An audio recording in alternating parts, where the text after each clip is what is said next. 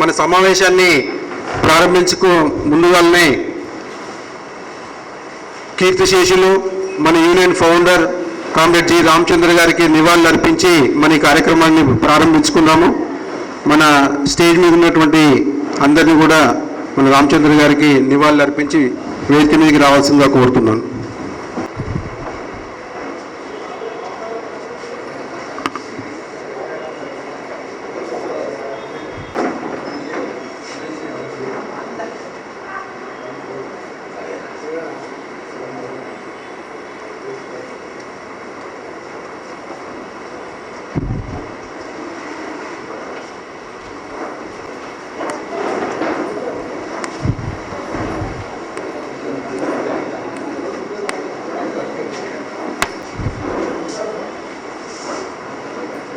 వీరేష్ గారిని మీటింగ్ జరుగుతుంటుంది.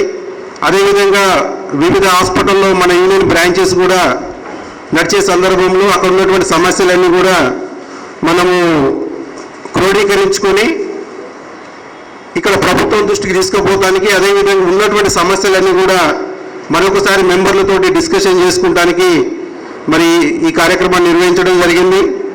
దీనికంటే ముందుగానే మరి గత నెలలోనే 28వ తారీఖు రోజు డిఎంఈ పరిధిలో ఉన్నటువంటి hospitals, medical colleges, nursing colleges, dental colleges ఒక సదస్సును కూడా మనం హైదరాబాద్ జిల్లా బ్రాంచ్ తరఫున నిర్వహించడం జరిగింది. ఈ మాసంలో ఇది జరుపుకుంటున్నాం ఈరోజు. దీని తర్వాత మళ్ళీ వచ్చే నెలలో కూడా 25వ తారీఖు రోజు ESI hospitals, dispensaries, diagnostic centre, అదేవిధంగా ఎస్టీడీసీ, ఐపీఎం యొక్క సదస్సులు నిర్వహించుకుంటున్నాము. ఇవన్నీ కూడా క్రోడీకరించుకుని వచ్చే నెల నవంబర్ 20వ తారీఖు రోజు హైదరాబాద్ బ్రాంచ్ కాన్ఫరెన్స్ రోజు ఇది ఒక డ్రాఫ్ట్ రూపంలో రాష్ట్ర సంఘానికి ఇచ్చి రాష్ట్ర సంఘం పిలుపు మేరకు ప్రభుత్వం దృష్టికి తీసుకుపోయి ఆ సమస్యలను పరిష్కరించుకోవడానికి ఇది ఒక వేదికలాగా మనం తీసుకోవడం జరిగింది. మరి ముఖ్యంగా ఈరోజు మరి హైదరాబాద్లో వైద్య విధాన పరిషత్లో ఉన్నటువంటి 5 హాస్పిటల్స్, అదేవిధంగా 2 community health centres, 7 urban community health centres, అదేవిధంగా సిటీ డిస్పెన్సరీస్ 4 ఉన్నాయి.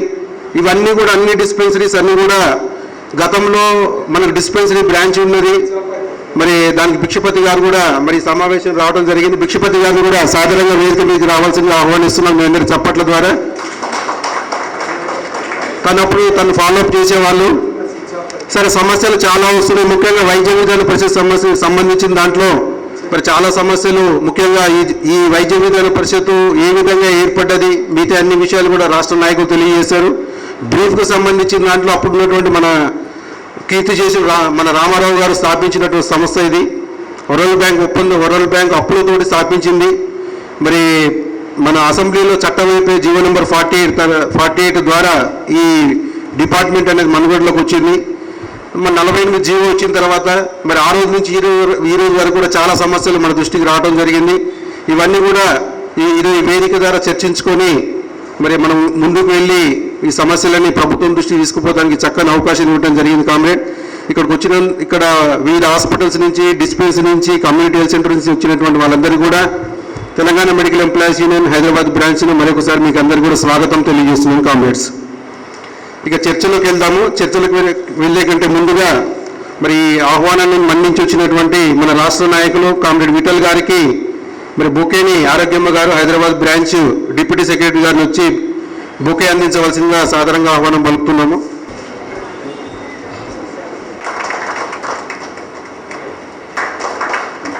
మన సర్వలు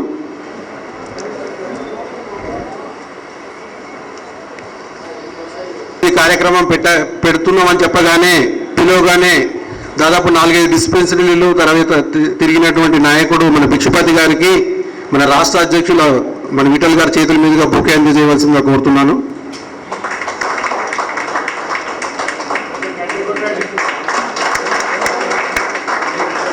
అధ్యక్షుడు గారికి సత్యనారాయణ గారు ఇస్తారు సార్. రోజు ఈ వైద్య విధాన పరిషత్ యొక్క సదస్సు వచ్చేసినటువంటి హాస్పిటల్స్, డిస్పెన్సరీ కామ్రేడ్స్ అందరికీ శుభాభివందనలు. అదేవిధంగా మా ఆహ్వానాన్ని మన్నించి వచ్చినటువంటి రాష్ట్ర ప్రెసిడెంట్ గారు, సెక్రటరీ గారు, వైస్ ప్రెసిడెంట్, తర్వాత మైదూరునగర్ నుంచి వచ్చారు సత్యనారాయణ రెడ్డి గారు, తర్వాత శ్రీలక్ష్మి గారు కొండాపూర్కి వచ్చారు. వాళ్ళందరూ కూడా అభినందనలు చెప్తున్న కామ్రేడ్. ఇకపోతే మిగతా హాస్పిటల్ నుంచి వచ్చిన కామ్రేడ్స్ అందరికీ కూడా మనస్ఫూర్తిగా అభినందనలు చెబుతూ ఈ కార్యక్రమాలు చేయాలనేటువంటి ఆలోచన మా సెక్రటరీ అయినటువంటి వేణు గారికి వచ్చింది. ఎందుకంటే ఏదైనా ఒకటి సదస్సులు చేసి ఎంప్లాయీస్లందరినీ ఒక తాటిపైకి తీసుకొస్తే ఆ సమస్యలన్నీ కేంద్రీకరించి సమస్యలను సమీకరించి వాటినన్నిటినీ ఒక మెమెంటో రూపంలో ప్రభుత్వానికి ఇస్తే బాగుంటుందనే ఆలోచన వచ్చింది. దానికి అనుగుణంగా నాకు ఫోన్ చేసి చెప్తే ఓకే చేద్దామని చెప్పాను. దానికి అనుగుణంగానే డిఎంఈ పరిధిలో ఉన్నటువంటి హాస్పిటల్స్ అన్నిటినీ కూడా ఒక సదస్సు ఏర్పాటు చేశాము ఉస్మానియా జనరల్ హాస్పిటల్లో. గతంలో ఆ సదస్సు జరిగింది.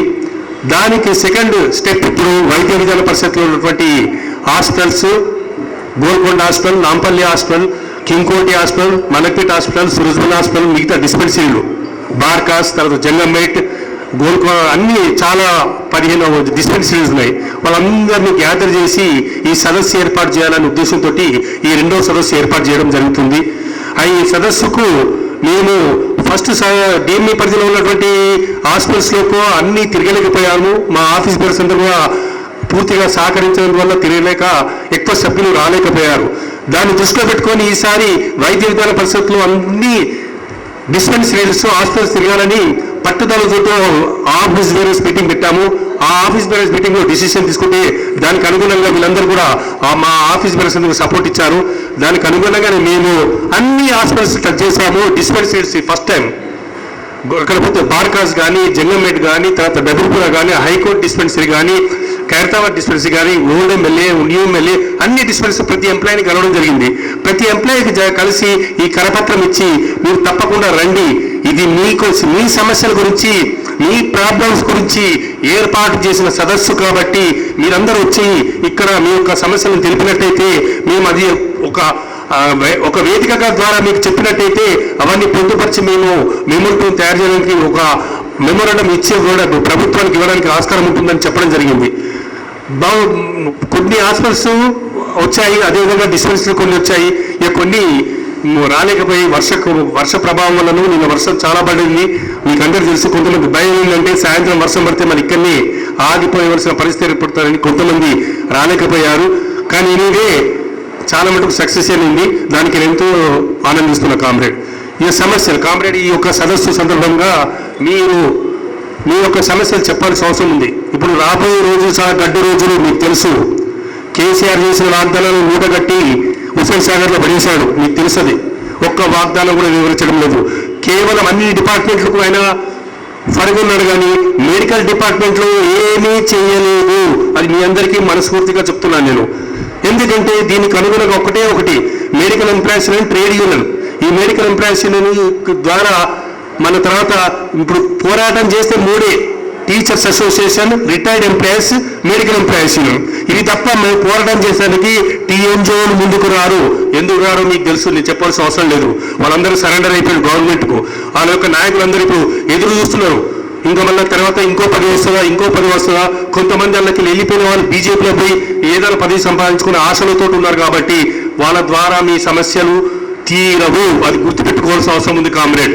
కాబట్టి మీరు సమస్యలు తీరాలంటే ఇక్కడ ఈ సదస్సులలో పాల్గొని మెడికల్ ఎంప్లాయీస్ యూనియన్ ద్వారా మీ మెడికల్ సమస్యలు, స్టాఫ్ నర్సెస్ కానీ, రేడియోగ్రాఫర్స్ కానీ, ఆల్ ఫార్మసిస్టులు కానీ, ల్యాబ్ టెక్నీషియన్స్ కానీ, ఆల్ క్యాడర్స్ మెడికల్ ఎంప్లాయీస్ ప్రతి ఉద్యోగ సమస్యలు తీరాలంటే మీరందరూ ఐక్యవేదికగా ఏకమైతే తప్ప ఈ సమస్యలు మీరు తీర్చుకోలేరు.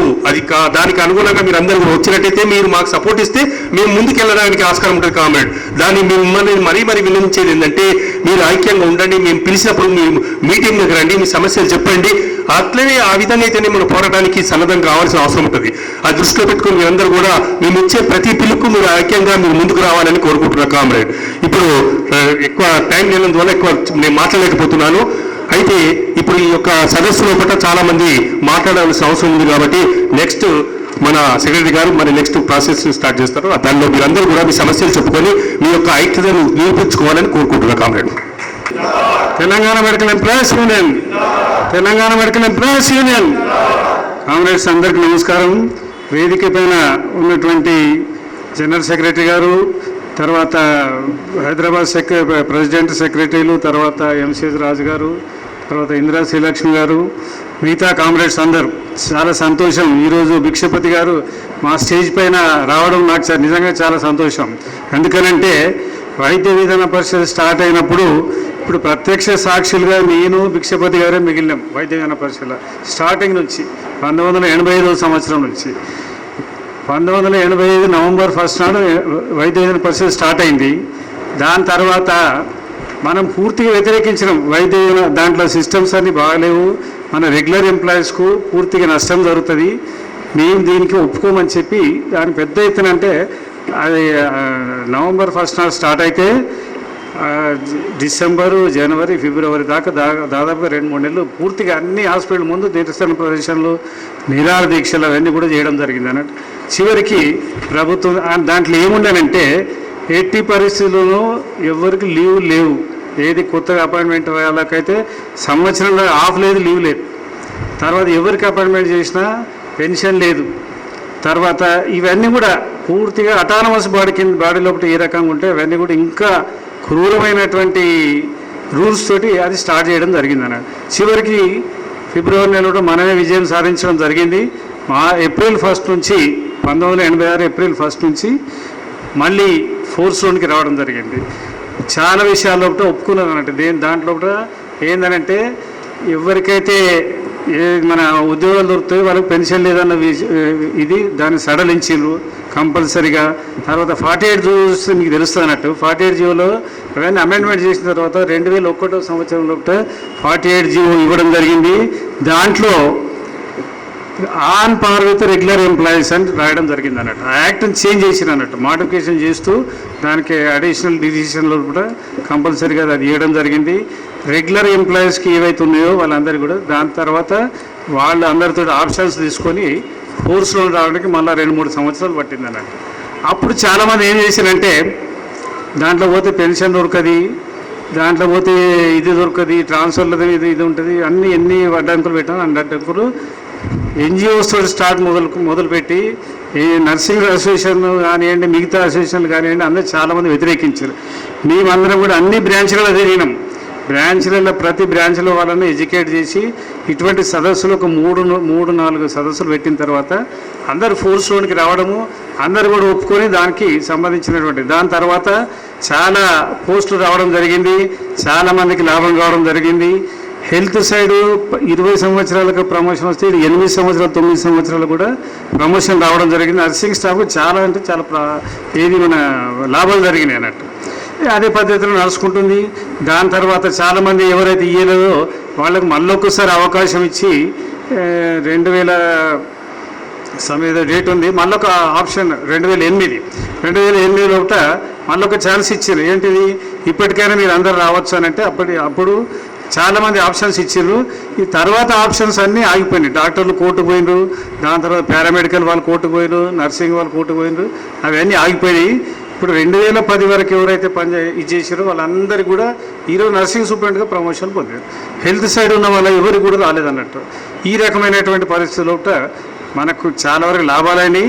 దాని తర్వాత అసలైన కష్టాలు మొదలైంది. ఏంటంటే గవర్నమెంట్ చేంజ్ అయిపోయిన తర్వాత టీడీపీ గవర్నమెంట్ పోయిన తర్వాత వేరే గవర్నమెంట్ వచ్చింది, దాని తర్వాత తెలంగాణ రిజిస్ట్రేషన్ వచ్చింది. ఇవన్నీ వచ్చిన తర్వాత సరి అయిన రీతిలో కూడా పని భారం ఎక్కువైపోయింది. ఎక్కడ చూసినా కూడా కొత్త బిల్డింగ్స్ వచ్చేసినాయి. వాటిని మెయింటైన్ చేయాలంటే పారామెడికల్ కష్టమైంది, నర్సింగ్ స్టాఫ్ కష్టమైంది, చాలా అంటే చాలా అవస్థలు పడరు. దాని తర్వాత మళ్ళీ ప్రభుత్వం దృష్టి తీసుకొని వెళ్ళడం జరిగింది. దాని తర్వాత మళ్ళీ గవర్నమెంట్ తోటి చర్చలు అవన్నీ జరిగిన తర్వాత కొత్త పోస్టులు మళ్ళీ రావడం జరిగితే ఐఏఎస్ ఆఫీసర్లు ఏం చేసినా అక్కడ ప్రిన్సిపల్ సెక్రటరీ ఉన్న వాళ్ళంతా కొత్త ప్లాన్స్ చెప్పేసారు. ఏంటంటే జిఎస్డబ్ల్యూలు ఏది స్వీపర్ల పోస్టులు అన్నిటిని కూడా బ్యాన్ చేసేసిండ్రు. జిఎస్డబ్ల్యూగా అన్ని నామిక్లేచర్ అంతా చేంజ్ చేసుకుంటూ మరి వాళ్ళు చేయడం జరిగింది. దానికి ఫస్ట్ జిఎస్డబ్ల్యూగా పనిచేసే వాళ్ళందరూ కూడా 498 రూపాయల జీతమే ఇచ్చిండ్రు ముందు. తర్వాత కాంట్రాక్ట్లో పనిచేస్తున్న వాళ్ళందరికీ కూడా నర్సింగ్ స్టాఫ్కు అతి తక్కువ జీతం 4500 రూపాయలతో స్టార్ట్ అయింది అన్నట్టు. దాని తర్వాత డిఫరెంట్ ఇవి వచ్చిన తర్వాత ఏ స్కీమ్కు ఆ స్కీమ్ ఉంచి వైద్య పరిషత్ వాళ్ళకి అప్పుడు చెప్పడం జరిగింది. దాంట్లో అదే భాగంలో ఏది మన RCH-1, RCH-2, తర్వాత యూరోపియన్ స్కీమ్ అని డిఫరెంట్ అట్లా మొత్తం ముందు పీరియడ్లో ఏముండేనంటే ఏ కొత్త స్కీమ్ వరల్డ్ స్కీమ్ వచ్చినా కూడా డిఎంఎడ్ఎస్ఓలు కానివ్వండి, ఇటు కమిషనర్స్ కానీ అప్లై చెప్పేవాళ్ళు అన్నట్టు. ఆ రకం కాకుండా డిఎంఎడ్ఎస్ఓ వాళ్ళే వైద్య విధాన పరిషత్ లోపల అధికారం చెలాయించేవాళ్ళు ఉందన్నట్టు. ఇప్పటికి కూడా అదే నడుస్తుంది అన్నట్టు. ఇప్పుడు అంతటా ఇది వచ్చిన ఏది మన పేషెంట్ కేర్కి సంబంధించినవి కానివ్వండి, తర్వాత మన దీనికి సంబంధించిన ఏది మన మెటర్నిటీ హాస్పిటల్ వైద్య విధాన పరిషత్లు ఉంటే ఈరోజు డిఎంఎడ్ఎస్ వాళ్ళే దానికి రాజ్యం వెళ్తున్నారు. వాళ్ళు చెప్పిన క్యాండిడేట్లే వచ్చి పనిచేస్తారు, వాళ్ళు ట్రాన్స్ఫర్ చేస్తేనే వచ్చి పనిచేస్తున్నట్టు. ఇదంతా విధానం పోవాలనంటే మన యూనియన్ బలంగా ఉండవలసినటువంటి అవసరం ఉన్నది. 2001 సంవత్సరంలో RCH ప్రోగ్రాం కింద పనిచేస్తున్నటువంటి నర్సింగ్ స్టాఫ్ 4000 మందికి మన యూనియన్ పోరాటం చేసి 35 రోజుల క్యాజువల్ ఇచ్చారు. విన్నారా? మన యూనియన్ పోరాటం చేసిన తర్వాతనే. కానీ అన్ని ప్లేసుల్లో వాళ్ళు యూటిలైజ్ చేసుకుంటలేరు. వైద్య విధాన పరిషత్ హాస్పిటల్కి సంబంధించినటువంటి దాంట్లోనే ఇంప్లిమెంట్ అవుతున్నది. దానికి అటాచ్డ్ ఉన్నటువంటి NHM సంబంధించినటువంటి వాళ్ళ దగ్గర వేరే దగ్గర ఇంప్లిమెంట్ కావట్లేదు. ఇప్పుడు మొన్న లాస్ట్ ఇయర్ మనం 9 సంవత్సరాలు పోరాటం చేసినాం. ఏంటిది? మహిళలకు 5 రోజుల క్యాజువల్ లీవ్ కావాలని చెప్పి ఎక్కడ ఒప్పుకోలేదు. చివరికి కేసీఆర్ గారు అదంతగా ఇది చేసిన తర్వాత 5 రోజులు ఇచ్చాడు. మహిళలకు 5 రోజులు ఇచ్చినారంటే అక్కడ ఇక కాంట్రాక్ట్లో చేసిన మహిళలు కదా, వాళ్ళకి ఇవ్వట్లేదు, ఎక్కడ ఇవ్వట్లేదు. ఏదో రకంగా ఇప్పుడు ఇక్కడ కూడా రెగ్యులర్ వాళ్ళకు కూడా ఏం జరుగుతుందంటే అక్కడక్కడ నర్సింగ్ సూపరింట్లు 5 రోజులే ఏది మన సంబంధించినటువంటి రూల్స్ తీసుకొని రమ్మని చెప్తున్నారు. జీవో తీసుకొస్తే ఇస్తామనడము, ఇప్పటికి సతాయిస్తున్నారు అన్నట్టు. మరి ఇవన్నీ విధానాలు పోవాలనంటే ఇప్పుడు మన దగ్గర పనిచేస్తున్న అవుట్ సోర్సింగ్, తర్వాత రెగ్యులర్ ఏది మన థర్డ్ పార్టీ కానీ ఇవన్నీ కూడా వాళ్లకు మనం ఇప్పించే ప్రయత్నంలో ఉన్నాము. ఆ ప్రయత్నం ఇంకా అంటే 1-2 సార్లు చెప్పి వదిలిపెట్టకుండా ఫ్రీక్వెంట్ దానికి మొత్తం ఏది పోరాటం చేసుకుంటూ పోతేనే వచ్చేటటువంటి పరిస్థితి ఉంటుంది. కాబట్టి మరి దానికి మనం అందరం సిద్ధం కావాలనే ఉద్దేశంతో దాదాపుగా ఈ ప్రయత్నాలన్నీ 2 సంవత్సరాలు చేస్తున్నాం. 1 రోజు కాదు, 2 రోజులు కాదు. చివరికి వేణు ఆర్నిషల్ నిజంగా చెప్పాలంటే ఎఫర్ట్స్ చేస్తుండే వేణు. తప్పకుండా వాళ్ళని అభినందించు. వేణు కానివ్వండి, హైదరాబాద్ బ్రాంచ్ వాళ్ళకి అందరికీ, అభిమన్యు కానివ్వండి, వీళ్ళందరికీ కూడా మేము రాష్ట్ర సంఘం వైపు ప్రధాన కార్యదర్శి నారాయణ రెడ్డి గారు, మరి ఇతర రాష్ట్ర కార్యవర్గము, అదేవిధంగా Hyderabad branch president secretary, Hyderabad branch అన్ని యూనిట్స్ నుంచి వచ్చిన సభ్యులందరికీ కూడా నా నమస్కారములు. వేణు గారి ఆధ్వర్యంలో ఈ హైదరాబాద్ వైద్య విధాన పరిషత్ కన్వెన్షన్ ఏర్పాటు చేయడం అనేది చాలా చక్కటి ఆలోచన, చాలా మంచి గొప్ప కార్యక్రమం ఇది.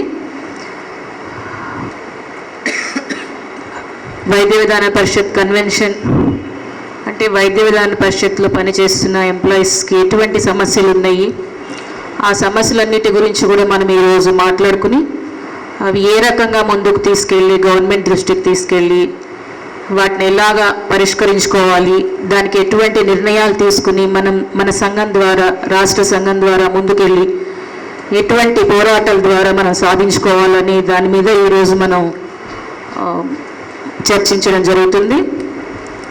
మొట్టమొదటిగా వైద్య విధాన పరిషత్ ఏ రకంగా రూపొందించింది అనేది అందరికీ తెలియవలసిన విషయము.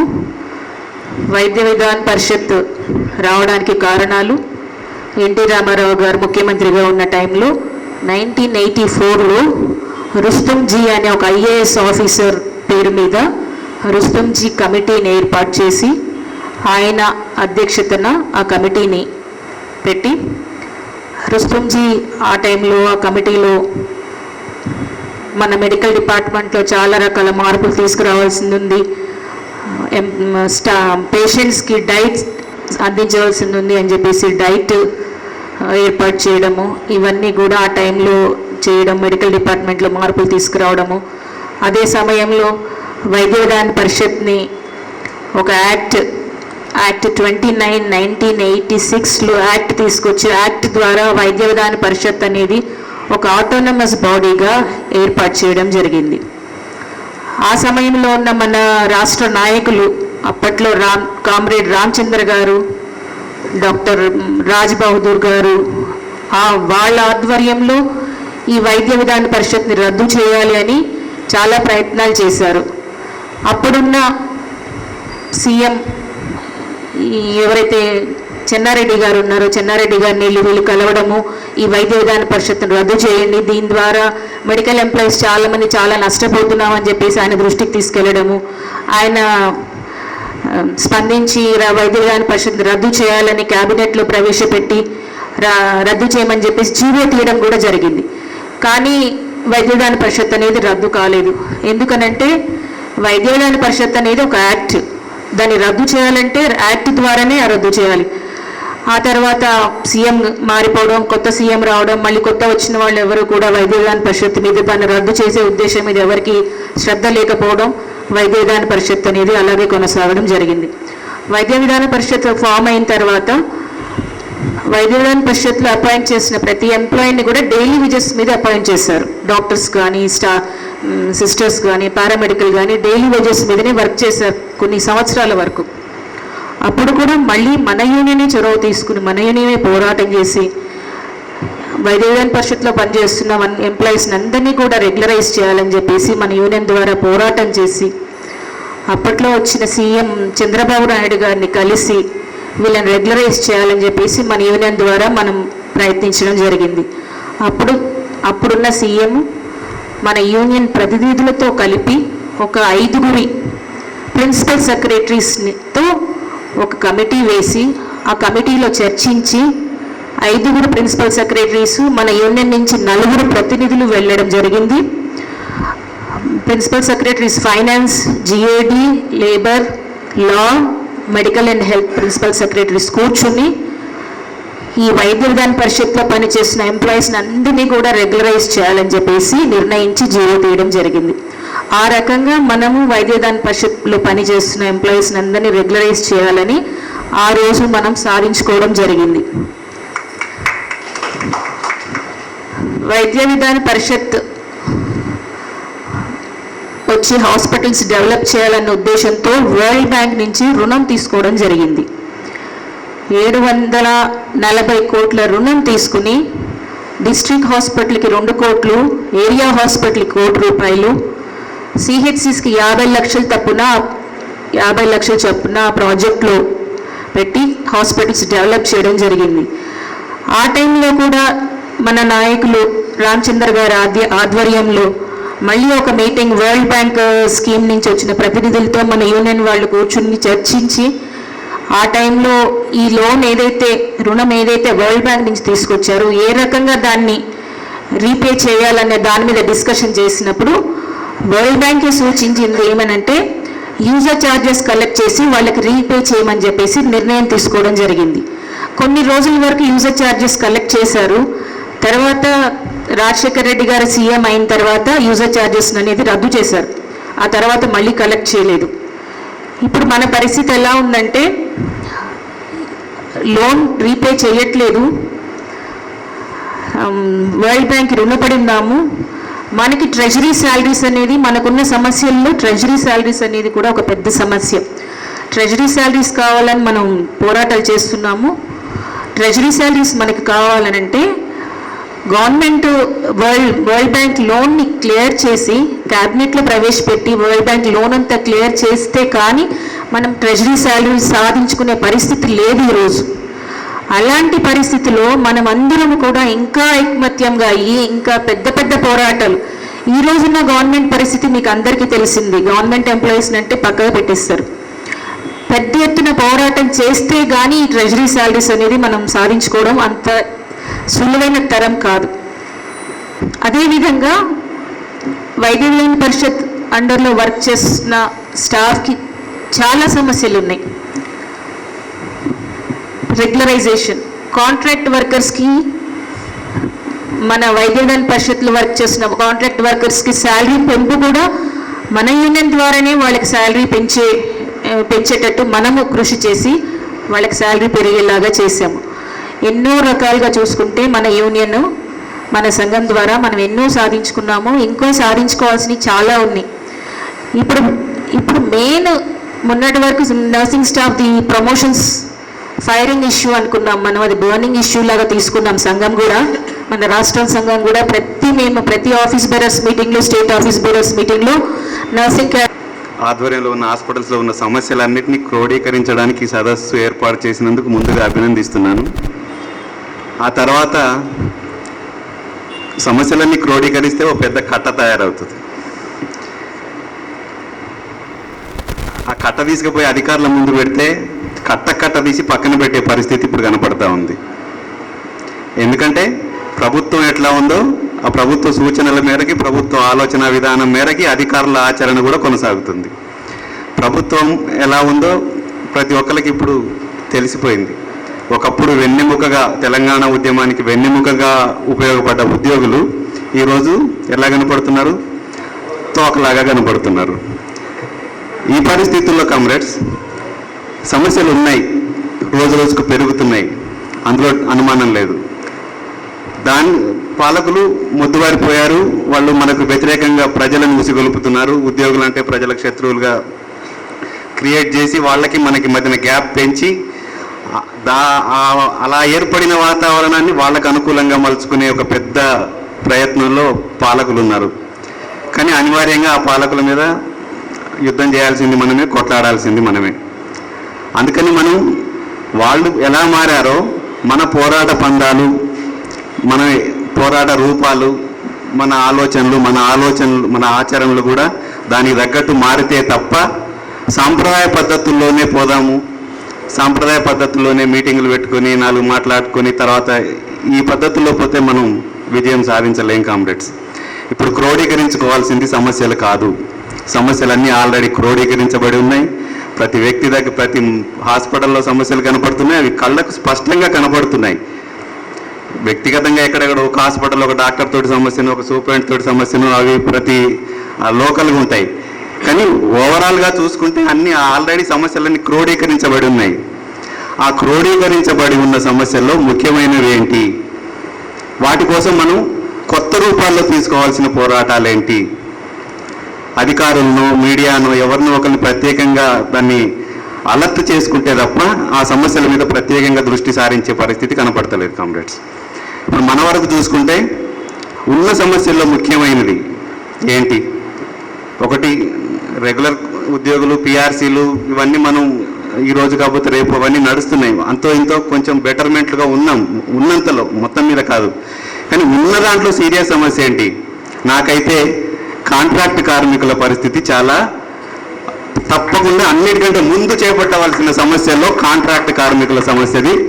ఎందుకంటే జీతాలే తక్కువ, ఆ ఉన్న జీతాలు కూడా 2 నెలలకి, 3 నెలలకి, 6 నెలల దాకా కూడా రాకుంటే వాడు ఎట్లా బతుకుతాడు? వాడు ఎట్లా హాస్పిటల్కి వచ్చి ఉద్యోగం చేస్తాడు? మనం నెలకు ఫస్ట్కి తీసుకొని వాళ్ళతో కలిసి పని చేయాలంటే మనసులో బాధేస్తుంది. సార్ నాకు ఇంకా 3 నెలల నుంచి జీతం రాలేదు, సార్ నాకు 6 నెలల నుంచి జీతం రాలేదంటే మనం ఏం చలనం లేకుండా ఉంటున్నాం. అందుకని కామ్రేడ్స్, మన యూనియన్ తరఫున ప్రాధాన్యత క్రమంలో కాంట్రాక్ట్ ఎంతో ఇస్తుందో పెంచడం గురించి, తర్వాత ఇస్తున్న జీతాన్ని ప్రతి నెల మిగతా వాళ్ళకి ఎట్లా ఫస్ట్కి వస్తుందో వాడికి కూడా ఫస్ట్కి వచ్చేలాగా చేయడానికి మనం ఏం చేద్దాం? నేనేం సలహా ఇస్తున్నా అంటే, వాళ్ళ కోసం వాళ్ళు కొట్లాడుకోవడం కాదు, వాళ్ళ కోసం మనం కొట్లాడదాం. కాంట్రాక్ట్ వాళ్ళ కోసం రెగ్యులర్ ఎంప్లాయీస్ కొట్లాడదాం. ఒకరోజు రెగ్యులర్ ఎంప్లాయీస్ అందరం పోయి కాంట్రాక్ట్ వాళ్ళకు కూడా మాకు వచ్చినట్టే ఫస్ట్కి జీతాలు ఇవ్వండి, ఎందుకంటే మాకు మానవత్వం ఉంది, వాళ్ళకి జీతాలు లేని వాళ్ళతో జీతాలు ఉన్న వాళ్ళకి కలిసి పనిచేయడానికి కొంత ఫీల్ అవుతున్నాము అని వాళ్ళ కోసం మనం కొట్లాడితే ఆ ఇంపాక్ట్ వేరే తీరుగా ఉంటుంది. దాని తర్వాత నెక్స్ట్ ఉన్న సమస్యల్లో ప్రధానమైనది పనిభారం. చేస్తున్నది కొంత, ప్రచారం ఎక్కువ చేసుకుంటున్నారు గవర్నమెంట్.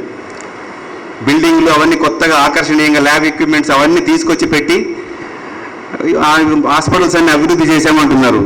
వాటి పోతుంటే మామూలుడికి బిల్డింగ్ కొత్తగా కనపడి ఓహో హాస్పిటల్ బాగా డెవలప్ అయింది కావచ్చు అనుకొని హాస్పిటల్ మీద ఒక నమ్మకం ఏర్పడి లోపలికి వస్తున్నారు. నేను పనిచేసే ఏరియా హాస్పిటల్లో మామూలుగానే ఎక్కువ వస్తారు. నేను చేరినప్పుడు 800 మంది, అంటే తెలంగాణ రాకముందు 800 మంది 900 మంది ఓపీ ఉండేది. ఇప్పుడు 1700 1600 ఓపీకి పోయింది.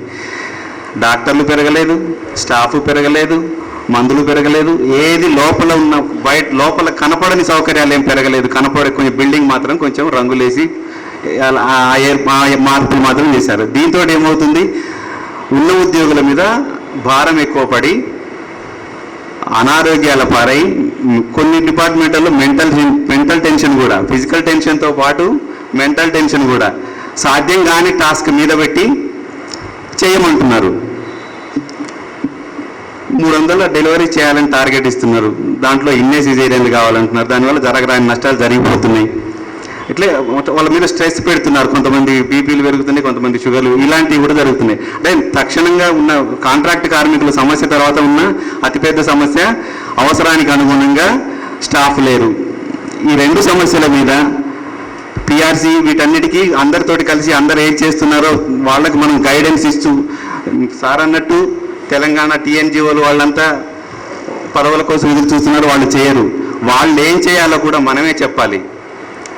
మనం వాళ్ళని ఎండగట్టాల్సిన అవసరం ఏర్పడింది. ఇప్పుడు వాళ్ళని ఎండగట్టకపోతే ఇంకా వాళ్ళు ఏదో చేస్తారని మనం ఎదురు చూస్తే ఇది సాధ్యమయ్యే పని కాదు.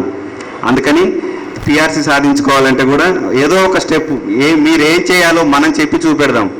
ఓహో వీళ్ళు ఇట్లా చేస్తున్నారు, మనం కూడా అట్లా చేయకపోతే తప్పదు. వాళ్ళని ఎండగట్టే పని కూడా మెడికల్ ఎంప్లాయీస్ యూనియన్ లాంటి బాధ్యత గల నిబద్ధత కలిగిన యూనియన్ల చేతుల్లోనే ఉంది. కాబట్టి మన పోరాటాన్ని కొత్త రూపాల్లో తెలంగాణ వైద్య విధాన పరిషత్ పరిధిలో ఉన్నటువంటి గ్రేటర్ హైదరాబాద్ జోన్లో ఉన్నటువంటి హాస్పిటల్స్ నుంచి వచ్చినటువంటి ప్రతి ఒక్కరికి నా హృదయపూర్వక కృతజ్ఞతలు తెలుపుతున్నాను. అదేవిధంగా వేదికను అలంకరించినటువంటి ప్రతి ఒక్కరికి నా యొక్క హృదయపూర్వక కృతజ్ఞతలు తెలుపుతూ సాదరంగా ఆహ్వానం పలుకుతున్నాను. ఈ సమావేశం నిర్వహించడం అనేది చాలా మంచి పరిణామం. ప్రతి ఉద్యోగికి, వైద్య విధాన పరిషత్లో పనిచేస్తున్నటువంటి ప్రతి ఉద్యోగికి స్ఫూర్తిదాయకమైనది. సో ఇలాంటి సమావేశంలో మనకు ఉన్నటువంటి సమస్యలు చర్చించుకొని వాటిపైన ఎలా పోరాటం చేయాలి, ఏ విధంగా ముందుకెళ్తే మనం సాధించుకోగలుగుతాం, ఏ విధంగా ఐక్యంగా పోరాటం చేయాలనే దాని మీద చర్చించుకోవడం అనేది చాలా మంచి పద్ధతి. సో ముఖ్యంగా నేను కాంట్రాక్ట్ ఎంప్లాయీస్గా 2008లో జాయిన్ అయ్యాను, జూనియర్ అనలిస్ట్గా. మొదటిసారిగా అపాయింట్మెంట్ అయినప్పుడు మహబూబ్నగర్లో చేశాను, తర్వాత ఇంకోటికి వచ్చాను. మేము జాయిన్ అయినప్పటి నుంచి కూడా ఇంతవరకు ఏ ఒక్క మంత్ కూడా ఫస్ట్ వీక్లో, కనీసం ఫస్ట్ తారీఖు కాకపోయినా ప్రతి మంత్లో ఫస్ట్ వీక్లో శాలరీ తీసుకున్న దాఖలాలు లేవు అసలు వైద్య విధాన పరిషత్లో. కంటిన్యూషన్ ఆర్డర్ కోసం మార్చి తర్వాత 4 months ఆగాల్సి వస్తుంది. అప్పటి వరకు బడ్జెట్ రాదు. కంటిన్యూషన్ ఆర్డర్ వచ్చిన తర్వాత బడ్జెట్ రాలేదని 2-3 months ఆపుతారు. ఇప్పటి వరకు కూడా టిల్ టుడే వరకు కూడా జూలై నుంచి పెండింగ్ ఉన్నాయి శాలరీస్. సో ఇంతకుముందు సార్ చెప్పారు చాలా క్లుప్తంగా, కాంట్రాక్ట్ ఎంప్లాయీస్ని రెగ్యులేట్ చేయడంతో పాటు వాళ్ళకు ఉద్యోగ భద్రత కల్పించడంతో పాటు కనీసం ప్రతి మంత్ వచ్చే శాలరీస్ అయినా రెగ్యులర్గా వచ్చేటట్టు చేస్తే వాళ్ళకు ఎంతో కొంత చాలా బెనిఫిట్గా ఉంటుందని నా యొక్క ఉద్దేశం.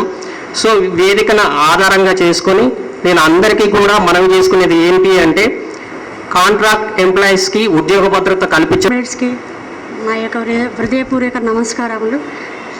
నేను 15 years నుంచి ఈ యూనియన్లో పనిచేస్తున్నాను.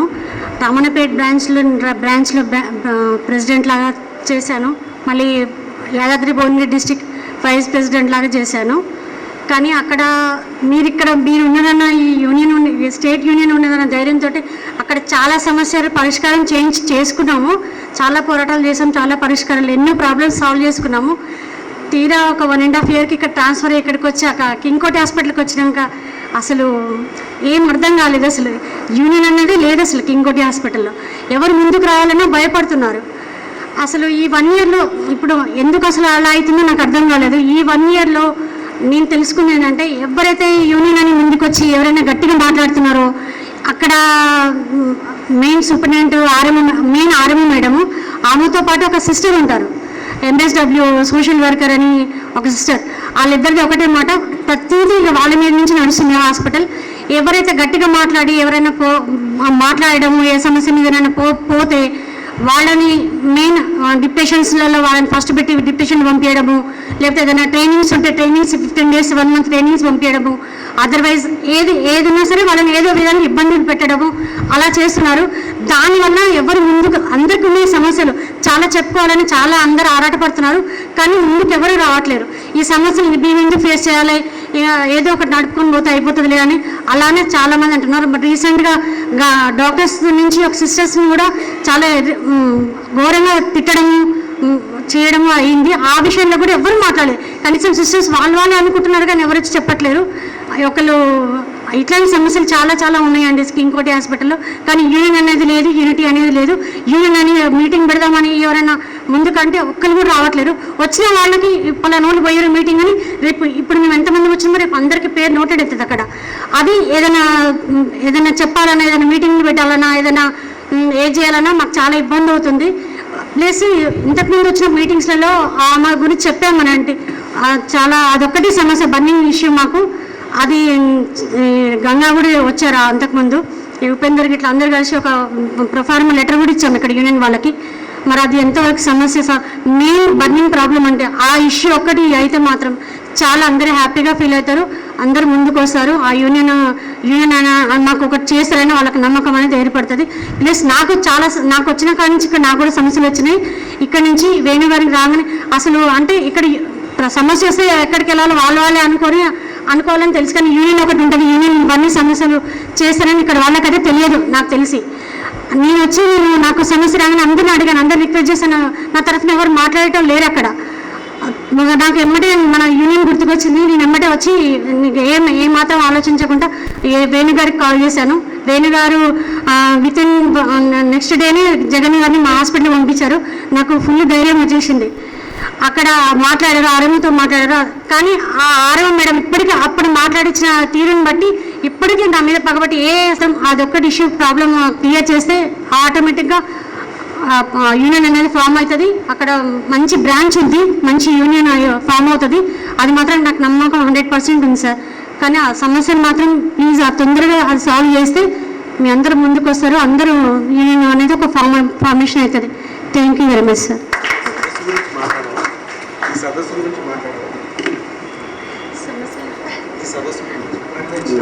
ఈ కన్వెన్షన్ ఈ సదస్సు ఇలా పెట్టినందుకు చాలా హ్యాపీగా ఉంది. ఇట్లా దీనివల్ల ఈ సమస్యలన్నీ అందరూ ప్రతి ఒక్కరు షేర్ చేసుకొని ఎవరి సమస్యలు వాళ్ళు నోటిఫికేషన్ చేసుకొని అంతా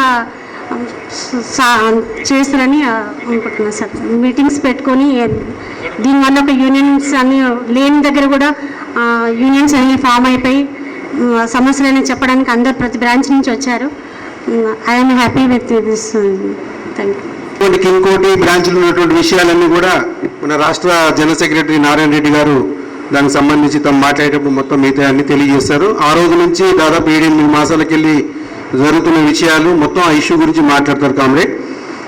అదేవిధంగా తనకి సంబంధించిన దాంట్లో అంటే ఏదైనా మన ఫ్లోరెన్స్ నైటింగేల్ బర్త్డే సందర్భంలో మొత్తం తెలంగాణ రాష్ట్రంలో కానివ్వండి ఎక్కడ కూడా మన అప్పట్లో కొత్తగా వాట్సాప్ వచ్చే సందర్భంలో మన యూనియన్ బ్యానర్ పెట్టి చేయాలంటే కొంతమంది వెనుకపోతుంటారు.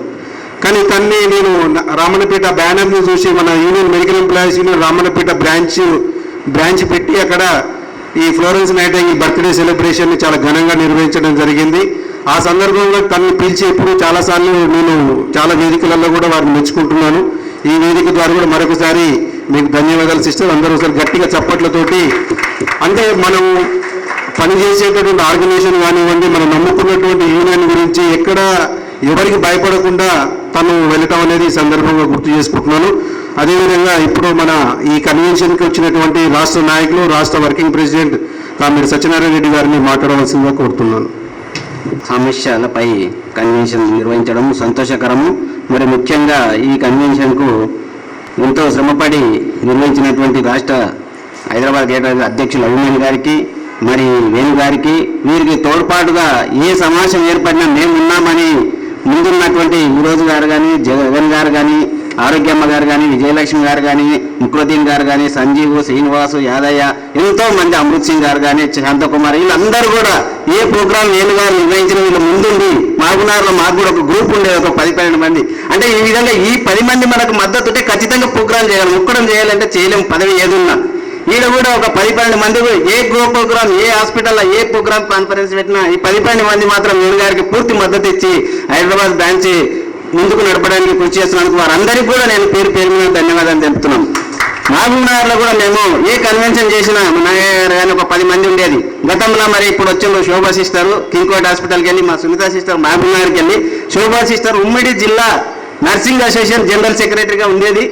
తర్వాత మా యూనియన్ యాక్టివిటీస్, మేము సమస్యలపై పోరాట చూసి నర్సింగ్ సిబ్బందిని మొత్తం కూడా మెడికల్ ఎంప్లాయీస్ యూనియన్గా కలపడానికి ఆమె ఆ రోజు అధ్యక్షులను పక్కకెట్టి కూడా తీసుకున్నందుకు ఈ సమావేశం సందర్భంగా కింగ్కోటి హాస్పిటల్లో పనిచేసిన సూపర్ సిస్టర్ గారికి ఇప్పుడు సమావేశాలు కూడా రావడం వారికి హైదరాబాద్ బ్రాంచ్లో కూడా వేణు గారికి తోడ్పాటుగా పూర్తిగా సహకారం అందించి యాక్టివ్గా పనిచేయాలని నేను ఆమెకు సభాముఖంగా కోరుకుంటున్నాను. ఎందుకంటే మంచి కలుపుకొనితనం ఉన్న వ్యక్తి కాబట్టి. మరి అదేవిధంగా ఈరోజు సమస్యలపై పోరాడదామని అందరం కూడా చాలా రోజుల నుంచి అనుకుంటున్నాము. ప్రభుత్వం రోజు చూస్తూనే ఉన్నాం ప్రతి ఒక్కరి టీవీలో అది. మరి ఏ యూనియన్ ఇప్పుడు మనం మామూలుగా వైద్య విధాన పరిషత్ డిఎంఈఎస్ఐ డిహెచ్ పరిధి అంటే మన యూనియన్ యాక్టివిస్ట్లో మొత్తం కలిపితే 10,000 మంది ఉన్నాం. 10 లక్షల మంది ఉన్న టీఎన్జిఓ సంఘము గతంలో స్వామినాథం ఉంటే ఒక్క మాట ఎన్టీ రామారావు మాట్లాడితే బెదిరించాడు, తప్పైందని వరకు వినలేదు ఆ రోజుల్లో స్వామినాథం. ఈ రోజు మరి కారం రవీందర్ రెడ్డి గారు కుక్కతోకతో పోల్చిండు మనల్ని సీఎం కేసీఆర్. ఏం మాట్లాడలేకపోతే ఒక్క క్షణం కూడా, అంటే వాళ్ళ పదవులు వాళ్ళ అక్రమ ఆస్తులు ఎక్కడ పోతావు అనే భయానికి వాళ్ళు ఈరోజు ఏం మాట్లాడలేకపోతున్నారు. ఒకే ఒక్క వ్యక్తి ఎమ్మెల్సీ నర్సిరెడ్డి గారే ఖండించిండు. ఎమ్మెల్సీ నర్సిరెడ్డి గారే మీరు ఎంప్లాయీలని కుక్కతో పోల్చడం తప్పు అన్నాడు. ఆయన తోక తక్కువ కాదు, కుక్కని కొట్టడానికి పోతే పారిపోతుంది. పండుకున్నప్పుడు కుక్క తోక మీద కొలిస్తే అరుస్తుంది కరుస్తుంది. తోక తక్కువ, తోకం అంటే ఎంతనో ఆయన తెలియదు. మనం కూడా అవసరం వస్తే అరవనీకుండా చేస్తున్నాడు. కలిసే టైం మాత్రం ఖచ్చితంగా కరవాలి మనం. ఆయనని కరవకపోతే మాత్రం ఈ అహంకారంగా రానున్న రోజుల్లో అవుతుంది. ఏ సంఘం బలంగా ఉందో ఆ సంఘాన్ని ఒత్తుతున్నాడు. ఈరోజు ఆర్టీసీ వాళ్ళు సమ్మె పిలిపించారు. మొన్న ఆర్టీసీ ఎంప్లాయీస్ యూనియన్ల మద్దూరు సంఘం అశ్వత్థామరెడ్డి గారు టోటల్గా రూలింగ్ పార్టీ ఎమ్మెల్యేలకు అన్ని నియోజకవర్గాల్లో మద్దతుగా ఓపెన్ మీటింగ్లు పెట్టడం జరిగింది. అదే అశ్వత్థామరెడ్డి గారు ఈరోజు మళ్ళీ సమ్మె కోసం పిలిపిస్తున్నాడు. అంటే అది భయపడి ఉద్యోగులకు, ఆర్టీసీ ఉద్యోగులకు భయపడి ఆయన మనస్ఫూర్తి కాదు. ఆయన నాకు ఎమ్మెల్యేనే ఇస్తాడు అనుకున్నారు. రాష్ట్ర ఆర్టీసీ మొత్తం కూడా ఎమ్మెల్యేల ప్రతి కాన్స్టిట్యున్సీలో రాష్ట్రం మొత్తం కూడా గౌరవ అధ్యక్షుడుగా మా శ్రీనివాస్ గౌడ్ గారిని పెట్టుకొని ప్రతి కాన్స్టిట్యున్సీలో ఆర్టీసీ ఓటింగ్ శాతం మొత్తం ఆర్టీసీ రూలింగ్ టీఆర్ఎస్ పడే విధంగా చేసిండు. కానీ ఈరోజు ఆర్టీసీని కలపమంటే అవతల ఏపీ గవర్నమెంట్ కలిపితే కూడా ఇక్కడ కలపకుండా నష్టాల్లో ఉండము, అవసరం పడితే నిన్ననే వీళ్ళ ప్రశాంత్ రెడ్డి గారు కల్ప సమస్య లేదు ఆర్టీసీ అని చెప్పి రవాణా శాఖ మంత్రి గారు ఓపెన్ స్టేట్మెంట్ ఇస్తే ఇప్పుడు సమ్మె నోటిస్తున్నారు. పిఆర్టీల ఉద్యోగ సంఘాల టీచర్లు ఎన్ని సంఘాలు, ఎందుకంటే అన్ని సంఘాలు ఉండాలని మిగతా సంఘాలు యూటీఎఫ్ ఎస్టీపీఎఫ్ అన్ని చేస్తే పిఆర్టీ మాత్రం వద్దు 2 సంఘాలే కావాలంట.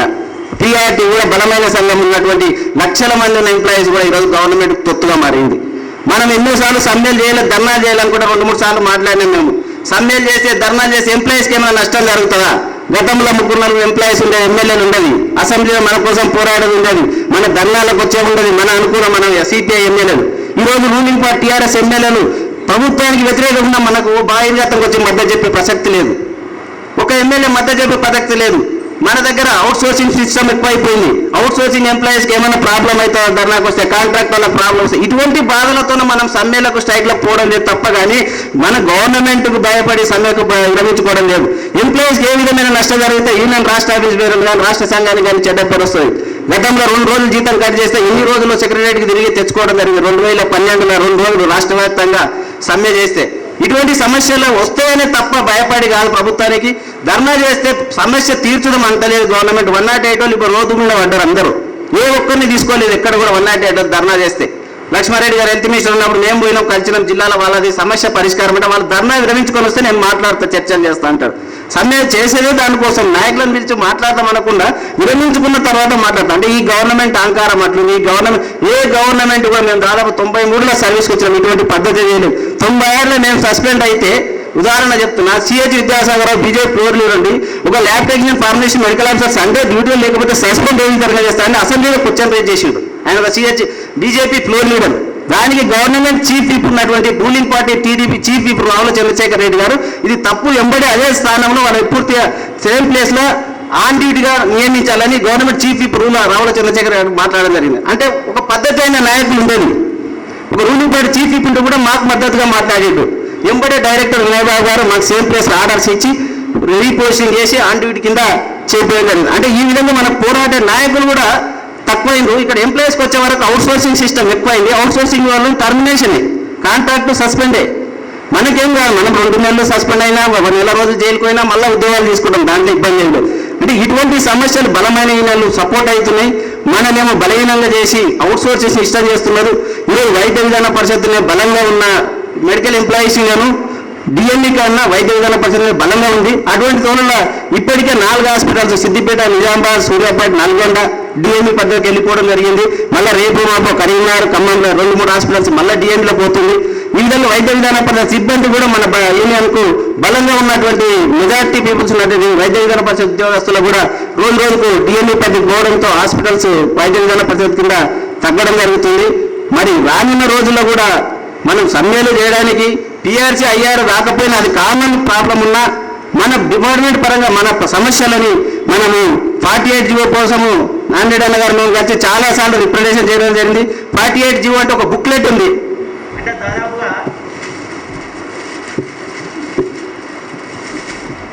ఇదంతా 48 జీవోనే. ఈ జీవో ప్రకారం వైద్య విధాన పరిషత్ ఎన్నో మార్పులు జరుగుతున్నాయి. ఇప్పుడు ఇంద్రాసి లక్ష్మి గారు చెప్పినట్ల దీన్ని రద్దు చేయాలి, లేదంటే సవరణ చేయాలని మనం ఎన్నోసార్లు రిప్రజెంటేషన్ చేయడం జరిగింది. మనం ఇంతవరకు దీన్ని ముట్టలేదు. ఇది యాక్ట్ ప్రకారం ఉన్నందుకు దీంట్లో ఎన్నో పొరపాట్లు జరిగినాయి. 48 జీవో ఇదంతా జీవో కాపే మనకు. దీన్ని బట్టి వైద్య విధాన పరిషత్ హాస్పిటల్స్ నడుస్తుంది. తర్వాత 2002లో అంజిరెడ్డి గారు వచ్చి వైద్య విధాన పరిషత్ డిహెచ్ డిఎంఈ ఒక బుక్లెట్ తయారు చేసిండు, వర్క్ రోస్టర్. ఈ రోస్టర్ ప్రకారం బుక్లెట్ ప్రకారం వర్క్ జరగాలి, డిఎంఈలో ఏ విధంగా జరగాలి. అప్పుడు డైరెక్టర్ ఆఫ్ జనరల్ అంజిరెడ్డి గారు ఉన్నప్పుడు ఈ విధంగా వైద్య విధాన పరిషత్ రోజు రోజుకు ఒక కంచె మాదిరిగా గీసిన హెడ్ ఆఫీస్ వాళ్ళు. వీళ్ళు డిఎంఈ పోయలేదు, డిహెచ్ పోయలేదు, వాళ్ళు మాకు సంబంధం లేదు, మాది మేమే. అంటే ఇది ఎందుకు చేసిందంటే హెడ్ ఆఫీస్ ఉన్న వాళ్ళు ప్రమోషన్స్ త్వరగా రావాలని. కామన్ ప్రమోషన్స్ అయితే మాకు రావు అని చెప్పి వైద్య విధాన ఎవరైతే హెడ్ ఆఫీస్ ఉన్నారో వాళ్ళు మనకు సంబంధం, వాళ్ళకు మనకు పాకిస్తాన్కు బార్డర్ గీసేసింది వైద్య విధాన పరిషత్కు. నేను ఎందుకంటే డిహెచ్లో పనిచేసిన, డైరెక్టర్ ఆఫ్ హెల్త్లో పిఎస్సీలో పనిచేసిన 3 సంవత్సరాలు, 20 సంవత్సరాలు వైద్య విధాన పరిషత్లో పనిచేసిన. ఇప్పుడు డిఎంఈ పరిధిలో మెడికల్ కాలేజ్లో ఫారెన్ సర్వీస్ చేస్తున్నారు 2 సంవత్సరాల నుంచి. ఇక్కడ ఏ విధమైన యాక్టివిటీస్ బాగా నాకు అవగాహన ఉంది. అంటే వైద్య విధాన పరిషత్ ఈ విధంగా ఒక కంచెగా చేసి దానికి బార్డర్ చేసేసి మీరు అక్కడ పోయేది లేదు, ఇక్కడ వాళ్ళు వచ్చేది లేదు అనే విధంగా ఈరోజు కమిషనరేట్లో ఉన్న హెడ్ ఆఫీస్ వాళ్ళు వాళ్ళ సొంత లాభాల కోసం వైద్య విధాన పరిషత్ మొత్తం రూపురేఖలు మార్చడం. కాబట్టి ఇక్కడ కూర్చున్న వాళ్ళందరికీ, స్టేట్ మెడికల్ ఎంప్లాయీస్ వాళ్ళకి, మరి వచ్చిన వాళ్ళందరూ హాస్పిటల్ తరపు నుంచి వచ్చిన కామెంట్స్కి అందరికీ ఒకసారి ధన్యవాదాలు తెలుపుతున్నాను. స్వాగతం, సుస్వాగతం.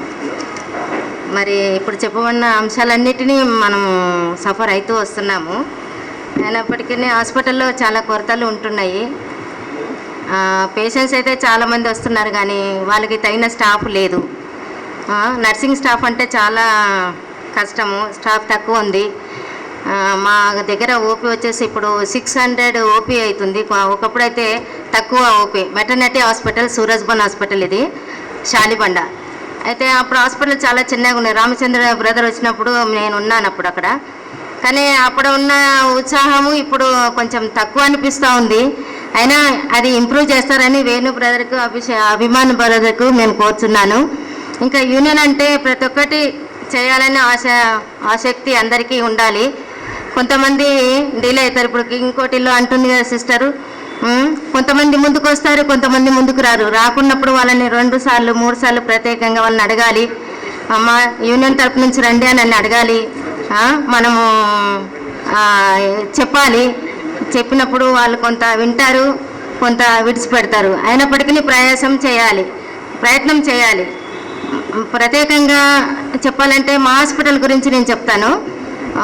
మా హాస్పిటల్లో మరి స్టాఫ్ తక్కువ ఉంది. మొన్న రిటైర్మెంట్ ఏఎన్ఎంస్ 2 పోయినారు. వాళ్ళ పోస్టులు ఖాళీగా ఉన్నాయి, ఎవరు రాలేదు. పోయిన వాళ్ళు పోతూనే ఉన్నారు కానీ వచ్చే వాళ్ళు ఎవరు లేరు. స్టాఫ్ తక్కువ ఉంది, పని ఎక్కువైపోతుంది. మరి పని చేస్తూ ఉన్నారు కానీ వాళ్ళు సిక్ అయిపోతున్నారు. సిక్ అయిపోయి లీవ్ పెట్టేస్తారు. ఒకప్పుడు వార్డులో ఒకరు లేకపోయినప్పుడు కష్టమవుతుంది. మళ్ళీ సూపరింటెండెంట్లు చెప్తే సూపరింటెండెంట్ కూడా ఏం పట్టించుకోవట్లేదు. ఇది కూడా ఒకటి ప్రత్యేకంగా జ్ఞాపకం చేస్తున్నాను. కాంట్రాక్ట్ బేసిక్ గురించి మరి చెప్తున్నాను. వాళ్ళకు కూడా జీతాలు సరిగ్గా లేవు. వాళ్ళు వచ్చి అమ్మ జీతం లేదు, 2 నెలల 3 నెలల జీతాలు లేవని అడుగుతూ వస్తున్నారు. మరి వాళ్ళకి వచ్చే జీతం తక్కువ, కానీ వాళ్ళకు ఇన్ని నెలల జీతం రాకపోతే వాళ్ళ ఫ్యామిలీ ఎంతో సఫర్ అవుతుంది. పిల్లల ఫీజులు కట్టలేదంటారు, కిరాయి కట్టుకోలేదని అంటారు. కనుక వాళ్ళ గురించి కూడా మీరు వాళ్ళ కాంట్రాక్ట్ విషయంలో ప్రత్యేకంగా జ్ఞాపకం చేస్తూ వస్తున్నాను. మరి ఇంకొకటి ఏంటంటే మళ్ళీ రిటైర్మెంట్ అవుతున్నారు కానీ మరి వాళ్ళ ప్లేస్లో ఎవరు వస్తలేరు. మళ్ళీ ఇంకోటి ప్రమోషన్ విషయంలో చెప్తున్నాను. ఇప్పుడు నర్సింగ్ సూపరింటెండెంట్ నేను ఇప్పుడు నా యొక్క హెడ్ నర్స్, నాకు హెడ్ నర్స్ వచ్చి 9 ఇయర్స్ అయింది. ఇప్పుడు 15 ఇయర్స్ నుంచి నర్సింగ్ సూపరింటెండెంట్ పోస్టులు కూడా రాలేదు. దానికి కూడా మీరు ప్రయత్నం చేస్తారని నేను కోరుతున్నాను. నవంబర్లో వస్తుందని చెప్తున్నారు కానీ ఇంకంతవరకు తెలియదు. మరి ఇంకోటి మన స్టాఫ్ నర్సెస్కి హెడ్ నర్స్ పోస్టులు చాలా రోజుల నుంచి రాలేదు. అయినా మన యూనియన్ తరఫు నుంచి 182 పోస్టులు హెడ్ నర్స్ పోస్టులు వచ్చినాయి. మీకు ఎంతో యూనియన్ తరఫున మీకు ధన్యవాదాలు చెప్తున్నాను. వాళ్ళ హెడ్ నర్సులకి ఇచ్చినందుకు, పోస్టింగ్ ఇచ్చినందుకు. ఇలాగా మరి కొన్ని సమస్యలు ఉంటాయి. నర్సింగ్ స్టాఫ్కి రూమ్స్ సరిగా లేవు, డ్రెస్సింగ్ రూమ్స్ సరిగా లేవు. అవన్నీ సూపరింటెండెంట్ చెప్తే ఆమె ఏం పట్టించుకోవట్లేదు. చాలా ఉన్నాయి పరిస్థితులు. వాటర్ లేదు తాగడానికి, డ్రింకింగ్ వాటర్ లేదు. ఇంకా సమస్యల మీద సమస్యలు ఉన్నాయి కానీ చెప్పాలంటే చాలా ఉన్నాయి. బాత్రూమ్లు సరిగ్గా లేవు. ఇవన్నీ లేడీస్కి సంబంధించిన విషయాలు కనుక ఇవన్నీ మీరు యూనియన్ వాళ్ళు ఎంతో ప్రయాసతో మరి మాకు ఒక వాట్సాప్ తయారు చేశారు. దాంట్లో ప్రతి ఒక్కటి మాకు తెలియజేస్తూ వస్తున్నారు. దాన్ని బట్టి కూడా మీకు ధన్యవాదాలు చెప్తున్నాము. అందరూ మరి యూనియన్ తరపు నుంచి మనము తోకగా ఉంచకుండా మనం తలగా ఉంచుతారని యూనియన్ తరపున కోరుతున్నాను. మనం తలగానే ఉండాలి. యూనియన్ అందరూ తోకగా ఉండకూడదు. మనము తలగా ఉండి అన్నీ చేయించాలని, అన్ని జయప్రదం చేస్తారని యూనియన్ తరపున కోరుచున్నాను. ప్రతి ఒక్కరు సహకరించండి, సహాయం చేయండి. ప్రతి యూనియన్ వాళ్ళకి మనం సపోర్ట్ ఇవ్వాలి. ముఖ్యంగా సపోర్ట్ ఇచ్చి వాళ్ళకి ఏంది కావాలో, ఏం చేయాలి అనేది మనము ఈ వాట్సాప్లో ప్రతి ఒక్కరికి వస్తున్నాయి. వాట్సాప్ ద్వారా ప్రతి ఒక్కరు సహకరించండి, సహాయం చేయండి. మరి కోఆపరేట్ చేసిన ప్రతి ఒక్కటి ఐక్యతతో మనం అన్ని విజయాలు సాధించుకుంటామని కోర్చి చీఫ్ మన సెక్రటరీ గారు మన నారాయణ రెడ్డి గారికి, అలాగే మన సత్యనారాయణ సార్ గారికి, మరి మన డిస్టిక్ సెక్రటరీ వేదు సార్ గారికి, అలాగే అభిమన్యు సార్కి, అందరికీ ఇక్కడ వచ్చిన ప్రతి ఒక్కరికి మన తెలంగాణ మెడికల్ ఎంప్లాయీస్ యూనియన్ తరఫున అందరికీ స్వాగతం పలుకుతున్నామండి. చాలా సంతోషంగా ఉంది. ఇప్పుడున్న సమస్యలకు మన తెలంగాణ మెడికల్ ఎంప్లాయీస్ యూనియన్ వారు డిఎంఈ తరఫున కానీ, అలాగే లాస్ట్ టైం డిఎంఈ తరఫున ఒక కన్వెన్షన్ పెట్టారు. వాళ్ళ డిఎంఈ ప్రాబ్లమ్స్ కూడా వాళ్ళు చెప్పుకోవాల్సిన ఒక ప్లాట్ఫామ్ అనేది ఏర్పడింది. అలాగే ఇప్పుడు వైద్య విధాన పరిషత్, తెలంగాణ వైద్య విధాన పరిషత్ గురించి మా ప్రాబ్లమ్స్ చెప్పుకునేదానికి కూడా కామ్రేడ్ వేణు సార్ గారు, అలాగే అభిమన్యు సార్ గారు, మరి పెద్దలందరూ కూడా ఈ యొక్క ప్లాట్ఫామ్ ఏర్పరిచినందుకు వాళ్ళకు మన యూనియన్ తరఫున కృతజ్ఞతలు సార్.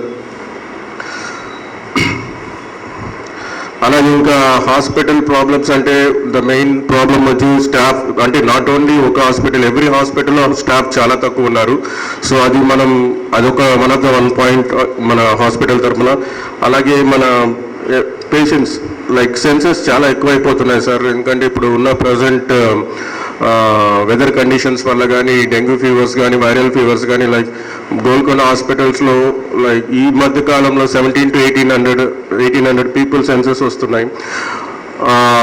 మోరోవర్ స్టాఫ్ తక్కువ ఉంది. కొంచెం డిలే అయితే ప్రాబ్లమ్సే, డిలే కాకపోయినా ప్రాబ్లమ్సే. ఎందుకంటే ఇప్పుడు మన ఒకసారి చెప్పారు పర్సనల్ ప్రాబ్లమ్స్ ఏమంటారు, అన్ని ప్రాబ్లమ్స్ ఉన్నాయి, లైఫ్ ప్రాబ్లమ్స్ కూడా ఉన్నాయండి. ఎందుకంటే రీసెంట్గా నాంపల్లి హాస్పిటల్లో మనం కొట్టాడు. ఇంతవరకు వాడు తేరుకోలేదు, కేర్ హాస్పిటల్లో చేస్తున్నాడు. సో అలాంటివి ఇంకా 2 ప్రాబ్లమ్స్ ఏదైతే చెప్పారో దాంతోపాటు లైఫ్ ప్రాబ్లం కూడా యాడ్ అవుతుంది సార్. ఎందుకంటే ఎవరు ఎప్పుడు కొడతారో అర్థం కావట్లేదు. ఎందుకంటే సెన్సెస్ అలా పెరిగిపోయింది, స్టాఫ్ తక్కువ ఉన్నారు. కొద్దిగా డిలే చేసినా కూడా మనం వాంటెడ్లీ డిలే చేస్తున్నాం అన్నట్టు వాళ్ళకు ఒక అవగాహన ఏర్పడుతుంది. అది కూడా కొద్దిగా because of lack of staff sir. అది మన పెద్దల దగ్గరికి తీసుకొస్తున్నాను, అది కొద్దిగా మీరు చూడండి సార్. అలాగే sir one of the important thing, కొంచెం హెల్త్ కార్డ్స్ గురించి కొంచెం మీరు మన ప్రభుత్వం తరఫున కానీ, లేకపోతే మన అధికారుల దగ్గర కానీ ఆ యొక్క ఇష్యూ తీసుకెళ్ళండి సార్. కొంచెం హెల్త్ కార్డ్స్ అందరికీ మన డిఎంఏ సైడ్ కూడా ఉందనుకుంటాను. బట్ మన వైద్య విధాన పరిషత్ నుంచి మనకు హెల్త్ కార్డ్స్ ఇంకా ఆ ఇష్యూ ఇంకా రాలేదు. మీరు సాధ్యమైనంత వరకు అది కొద్దిగా చేస్తే better.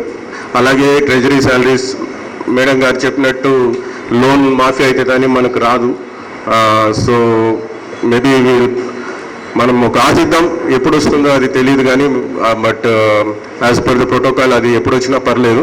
But as soon as possible అది కూడా కొద్దిగా ప్రయత్నం చేయమని అడుగుతున్నాం సార్ సభాపూర్వకంగా.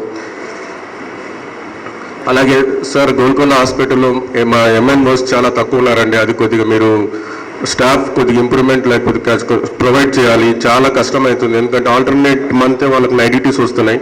సో చాలా ఇబ్బందులు పడుతున్నారు. ఇంకోటి ఏంటంటే కొంతమందికి ప్రమోషన్స్ కూడా ఎదురు చూస్తున్నారు సార్. మా జయేందర్ అనే ఒక అబ్బాయి ఉన్నాడు, ఆయన కొంచెం ప్రమోషన్స్ గురించి కొంచెం మీతో మాట్లాడాలన్నారు. మేబీ లైక్ మీటింగ్ తర్వాత మీరు కొద్దిగా సమయం ఇస్తే ఆయన తన ప్రాబ్లం చెప్పుకొని దాని ద్వారా మీ ద్వారా ఏమైనా హెల్ప్ చేయగలిగితే దయచేసి చేయండి. అలాగే ల్యాబ్ టెక్నీషియన్ సార్, ఓన్లీ ఒక్క ల్యాబ్ టెక్నీషియన్ ఉన్నారు. లైక్ అరౌండ్ 200 పీపుల్ అనుకుంటా ఒక డే.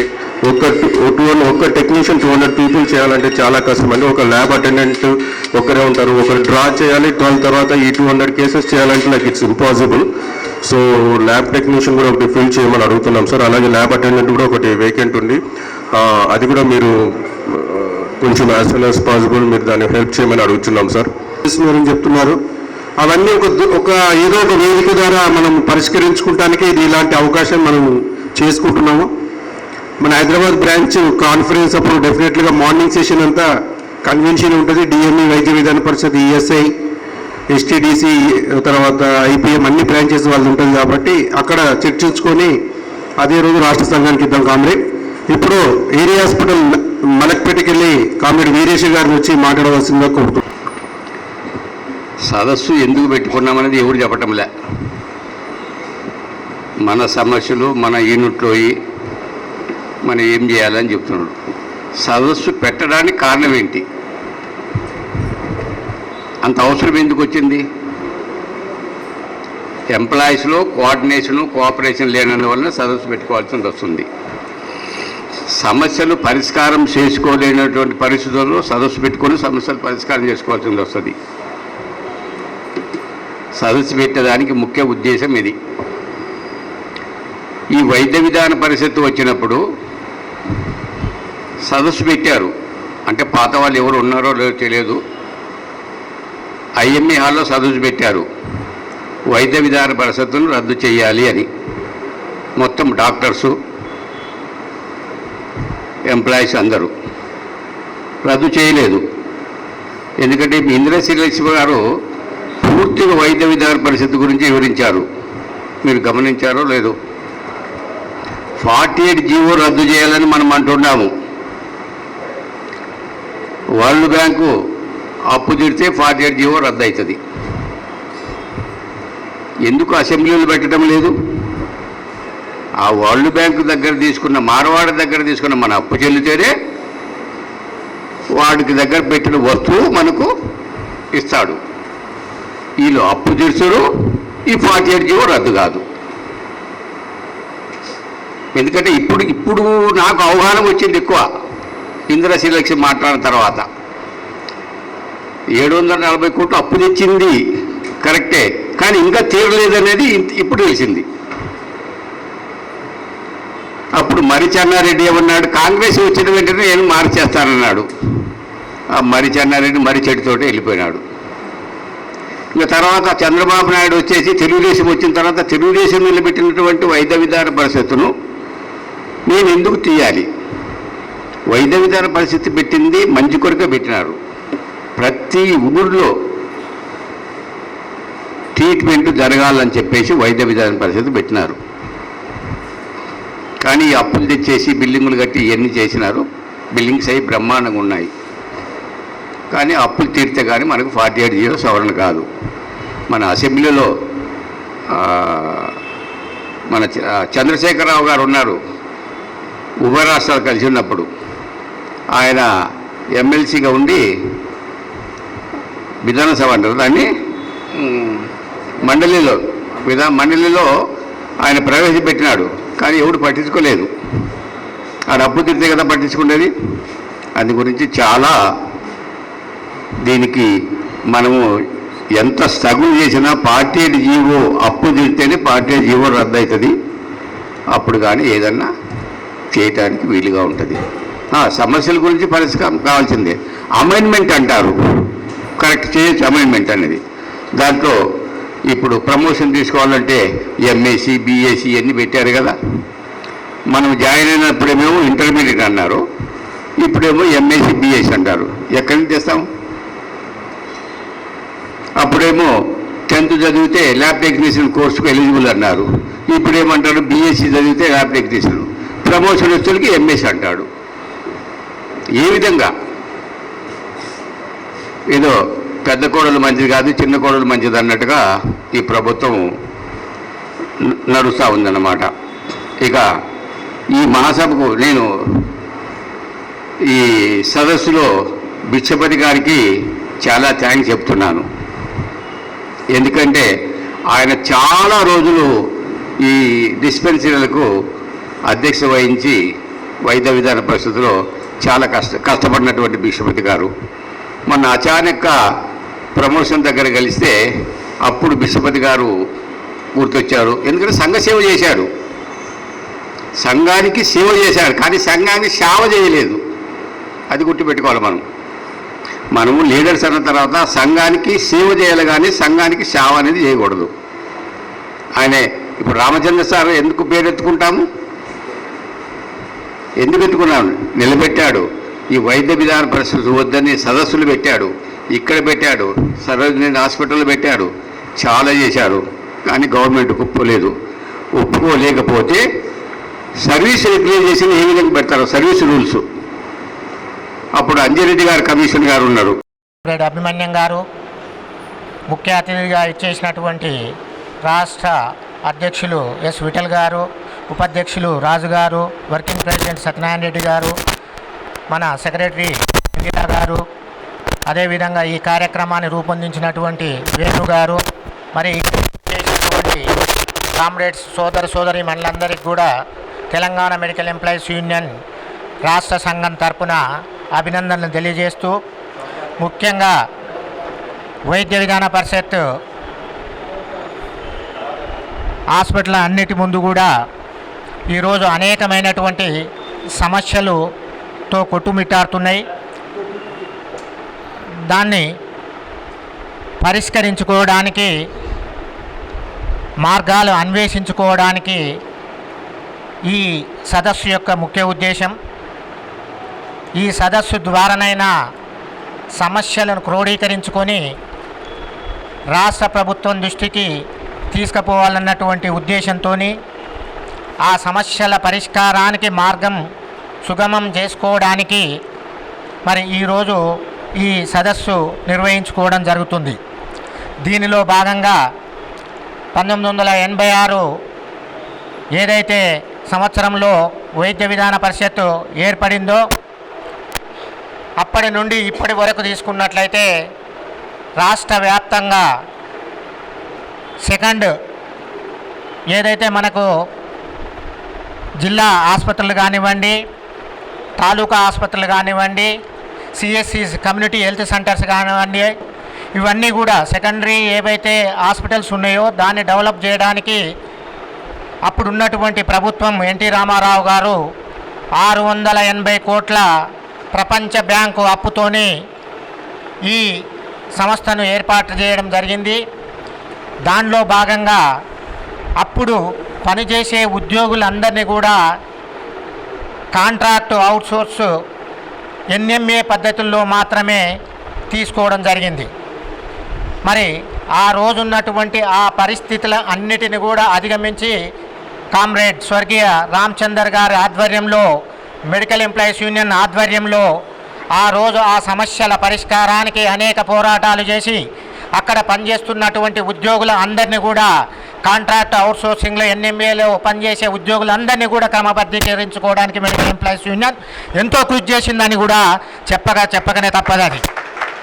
దాంతోపాటుగా ఇంకా అనేకమైనటువంటి సమస్యలు మరి ఉత్పన్నమైనాయి. దాంట్లో కాంపాస్నేట్ సమస్యలు, ఎవరైతే ఉద్యోగి చనిపోయారో వారి పిల్లలకు వైద్య విధాన పరిషత్తులో ఉద్యోగం ఇవ్వనటువంటి పరిస్థితులు. అప్పుడు ఆ సమస్యను అధిగమించడానికి అనేక రోజులు వైద్య విధాన పరిషత్తు నిరాహార దీక్షలు చేసి ఆ సమస్యను కూడా మరి మెడికల్ ఎంప్లాయీస్ యూనియన్ ద్వారా సాధించుకోవడం జరిగింది. అదేవిధంగా మరి తెలంగాణ వచ్చిన తర్వాత మరి మెడికల్ ఎంప్లాయీస్ యూనియన్ తరపున తెలంగాణ ఏర్పడిన తర్వాత తెలంగాణ మెడికల్ ఎంప్లాయీస్ యూనియన్ తరపున ఈ 5 సంవత్సరాల కాలం లోపల వైద్య విధాన పరిషత్తులో 2900 పోస్టులు కొత్తవి శాంక్షన్ చేయించుకోవడం తెలంగాణ మెడికల్ ఎంప్లాయీస్ యూనియన్ తరపున జరిగిందని కూడా తెలియజేస్తున్నాం కామ్రేడ్. దాంట్లో కొన్ని ముఖ్యంగా చెప్పదలుచుకున్నట్లయితే తెలంగాణ వచ్చిన తర్వాత nursing superintendent 2 grade 1 nursing superintendent పోస్టులు ఉంటే ఈరోజు దాన్ని 48 పోస్టులుగా మరి మనము సాధించుకోవడం కూడా జరిగింది. దాంట్లో ఇంకా ప్రమోషన్ ఇప్పించుకోవాల్సినటువంటి అవసరం ఉంది. అదేవిధంగా డిఆర్ఏ నుంచి మరి సిఆర్ఏ ఇప్పుడు ఎవరైతే రేడియోగ్రాఫర్స్ ఉన్నారో వాళ్ళకు ప్రమోషన్ ఇప్పించుకోవడానికి మరి ఒక్క సిఆర్ఏ మన చీఫ్ రేడియోగ్రాఫర్ పోస్ట్ కూడా లేకున్నట్లయితే వైద్య విధాన పరిషత్తులో ఉమ్మడి రాష్ట్రం లోపల మొత్తం కూడా ఒక తెలంగాణ కాకుండా ఈరోజు తెలంగాణ వచ్చిన తర్వాత మెడికల్ ఎంప్లాయీస్ యూనియన్ తరపున 7 చీఫ్ రేడియోగ్రాఫర్ పోస్టులు కూడా శాంక్షన్ చేయించుకోవడం జరిగింది కామ్రేడ్స్. ఇది కూడా మెడికల్ ఎంప్లాయీస్ యూనియన్ తరపున.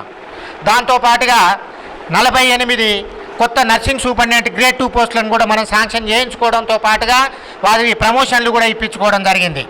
చీఫ్ రేడియోగ్రాఫర్ ప్రమోషన్స్కు ఇప్పుడు ఎవరైతే ఎలిజిబుల్ ఉన్నారో ఇంతకుముందు ఆ చీఫ్ రేడియోగ్రాఫర్స్ పోస్టులు లేవు కాబట్టి దాని గైడ్లైన్స్ రూపొందించుకోవడానికి మన యూనియన్ తరపున ఏదైతే సర్వీస్ క్యాండిడేట్స్ అందరికీ కూడా డిగ్రీ లేకపోతే పీజీ ఏదో ఉండాలనుకుంటా సర్వీస్ని బేస్ చేసుకొని వాళ్ళందరికీ కూడా ప్రమోషన్లు ఇవ్వాలని కూడా కమిషనర్ గారికి ప్రిన్సిపల్ సెక్రటరీ గారికి కూడా మనము మెడికల్ ఎంప్లాయీస్ యూనియన్ తరపున తెలియజేయడం కూడా జరిగింది కామ్రేడ్స్. దాంతోపాటుగా ఇంతకుముందు 4 మరి జూనియర్ ఎనాలిసిస్ట్ పోస్టులు తెలంగాణ వ్యాప్తంగా ఉన్నటువంటి పరిస్థితుల్లో ఈరోజు 48 జూనియర్ ఎనాలిసిస్ట్ పోస్టులు మరి ఇప్పటికీ మనం సాధించుకున్నప్పటికీ కూడా దానికి కూడా గైడ్లైన్స్ సరిగా ఫ్రేమ్ లేకపోవడం వలన వైద్య విధాన పరిషత్ యాక్ట్ 48 లోపల ఎంఎస్సి లేకపోతే మైక్రోబయాలజీ బయోకెమిస్ట్రీ ఇవన్నీ పెట్టిర్రు. అదేవిధంగా డిఎంఈలో కానివ్వండి, అదేవిధంగా ఐపీఎంలో కానివ్వండి, ఈఎస్ఐలోకి సంబంధించినటువంటి దగ్గర బీఎస్సీ మీదనే వాళ్ళు ప్రమోషన్లు ఇస్తున్నారు. కాబట్టి మనం వైద్య విధాన పరిషత్తులో కూడా ఇవన్నీ బీఎస్సీ మీద బేస్ చేసుకొని ఏవైతే జనరల్ రూల్స్ ఉన్నాయో గవర్నమెంట్లో దాన్ని బేస్ చేసుకొని మీరందరికీ కూడా ప్రమోషన్ ఇవ్వాలని కూడా తెలంగాణ మెడికల్ ఎంప్లాయీస్ యూనియన్ తరపున మరి పోరాటం చేయడం కూడా జరుగుతుంది. దాని త్వరలో మరి ఆ 48 పోస్టులను కూడా మనం ప్రమోషన్ ద్వారా ఇప్పించుకోవడానికి కూడా మన వంతు తెలంగాణ మెడికల్ ఎంప్లాయీస్ యూనియన్ తరపున మరి సాధించుకోవడానికి ప్రమోషన్ ఇప్పించుకోవడానికి కూడా ప్రయత్నాలు జరుగుతున్నాయని కూడా తెలియజేస్తున్నాం కామ్రేడ్స్. అదేవిధంగా ఏఎన్ఎంలకు కూడా మనము తెలంగాణ కంటే ముందు ఏదైతే వైద్య విధాన పరిషత్తులో 2008 నాడు ఆప్షన్ ఇవ్వమని ఎంప్లాయీస్ అందరికీ మెడికల్ ఎంప్లాయీస్ యూనియన్ తరపున ఆ రోజు రామచందర్ గారు కోరడం జరిగిందో ఏఎన్ఎంలు కూడా చాలామంది మరి ఆ రోజు వైద్య విధాన పరిషత్తు లోపల మరి వాళ్ళు ఆప్షన్ ఇవ్వడం జరిగింది. కానీ వాళ్ళకు ఈరోజు వైద్య విధాన పరిషత్తులో ప్రమోషన్ లేవు కాబట్టి అటువంటి ఏఎన్ఎంలందరికీ కూడా హెచ్వి ట్రైనింగ్ ఇప్పించి వీళ్ళకు ఏవైతే సూపర్వైజర్ పోస్టులు ఉన్నాయో ఆ సూపర్వైజర్ పోస్టులు ఇప్పించుకోవాలని కూడా మెడికల్ ఎంప్లాయీస్ యూనియన్ మరి ఇప్పుడు అక్కడ కూడా మనం ప్రయత్నాలు చేయడం జరుగుతుంది. దాంతోపాటుగా ఇప్పుడు ల్యాబ్ టెక్నీషియన్లు 2002 కంటే ముందు దగ్గర 2008 2014 వరకు ఏవైతే మనము ఉమ్మడి రాష్ట్రంలో ట్రైనింగ్ చేసి ఉన్నారో ఆ ఉమ్మడి రాష్ట్రంలో ట్రైనింగ్ చేసినప్పుడు ఎస్ఎస్సి బేస్ చేసుకొని ఆ రోజు ట్రైనింగ్ ఇవ్వడం జరిగింది కామ్రేడ్స్.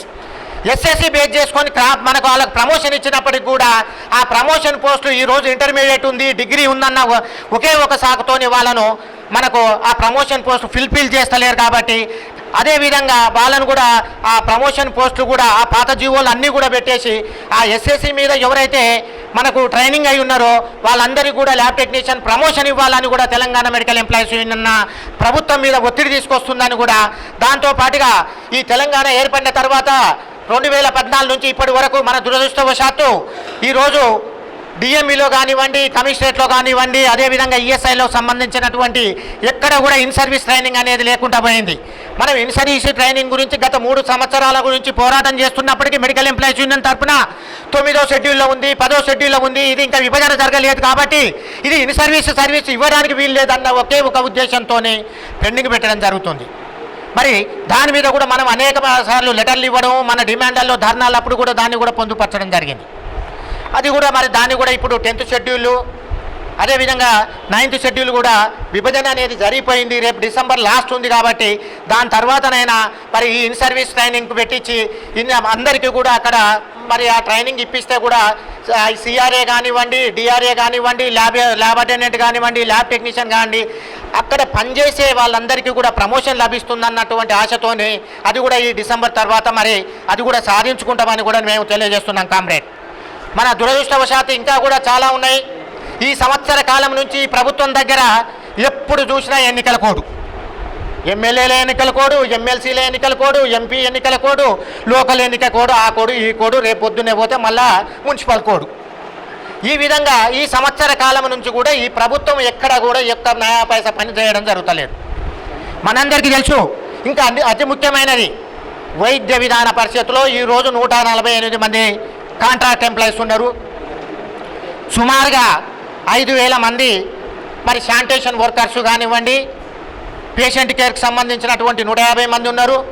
ఇవన్నీ స్టాటిస్టిక్స్ తీసుకొని దీని మీద ఈ అవుట్సోర్సింగ్ ఈ కాంట్రాక్టు 100% కాంట్రాక్టు 300 cc కింద ఎవరైతే అపాయింట్మెంట్ అయ్యారో వైద్య విధాన పరిషత్ కింద వాళ్ళను 16 జీవో ప్రకారంగా రెగ్యులరైజ్ చేయాలని, దాని తర్వాత 16 జీవోలో అటానమస్ బాడీకి లేదన్నప్పుడు కోర్టుకు కూడా వాళ్ళు పోవడం జరిగింది. కామ్రేడ్స్, ఏ విధంగానైనా మెడికల్ ఎంప్లాయీస్ యూనియన్ తరఫున తప్పకుండా కాంట్రాక్టు ఎంప్లాయీస్కు రెగ్యులరైజ్ చేయించుకోవడం, దాంతోపాటుగా ఈ శానిటేషన్ విభాగంలో పనిచేసే అటువంటి అవుట్సోర్సింగ్ సిబ్బంది ఎవరైతే ఉన్నారో వాళ్ళందరికీ కూడా సమాన పనికి సమాన వేతనం ఇప్పించుకోవడం.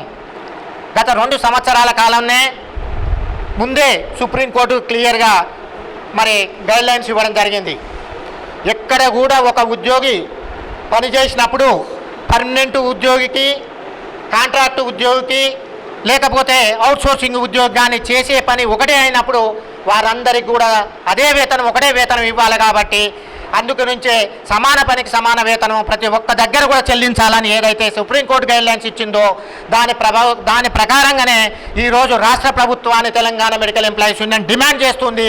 మన మెడికల్ రంగంలో ఉన్నటువంటి కాంట్రాక్ట్ అవుట్సోర్సింగ్లో పనిచేసే వారందరికీ కూడా కాంట్రాక్ట్ వాళ్ళకి రెగ్యులరైజ్ చేయాలని, అవుట్సోర్సింగ్ సిబ్బందికి మొత్తం కూడా సమాన పనికి సమాన వేతనం చెల్లించాలని, దాంతోపాటుగా కాంట్రాక్ట్ ఎంప్లాయీస్ కూడా తెలంగాణ వచ్చినాక 10వ PRCలో చాలా నష్టం జరగడం జరిగింది.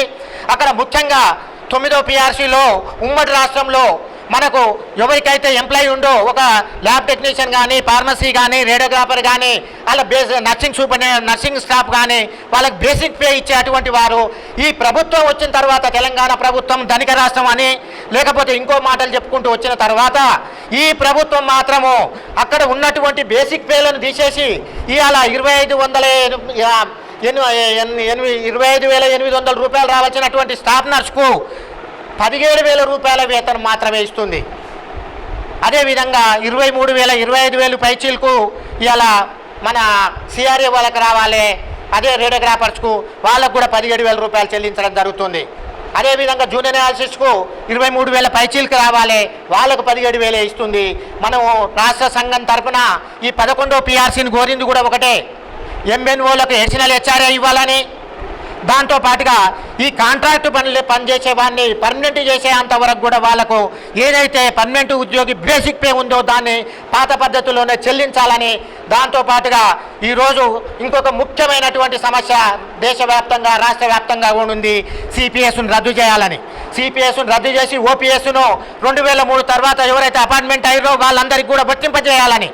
ఉద్యోగ భద్రత లేదు, జీతాలు సరిగా రావు, కనీసం పర్మనెంట్ ఉద్యోగికి కూడా పెన్షన్ విధించినటువంటి పరిస్థితి ఈ ప్రభుత్వాల లోపల ఏర్పడ్డది. కాబట్టి అందుకనే ఈ CPSను రద్దు చేసి OPS ఓల్డ్ పెన్షన్ విధాన స్కీమ్ కింద తీసుకురావాలని కూడా ఒక పద్ధతి పెట్టుకొని దాన్ని కూడా ముందుకు తీసుకుపోవాలని, దాంతోపాటుగా ఇవాళ ఇంకా ముఖ్యంగా నిజంగా మన తెలంగాణ గవర్నమెంట్ వచ్చినాక మనందరికీ చాలా ఆశలు ఉన్నాయి ఉద్యోగస్తులకైతే, వేరే వాళ్ళ సంగతి మనకు తెలియదు. కానీ ఆ రోజు ఒక్కటే PRC కమిషనర్ ఇస్తే సంవత్సరంన్నర పడుతుంది.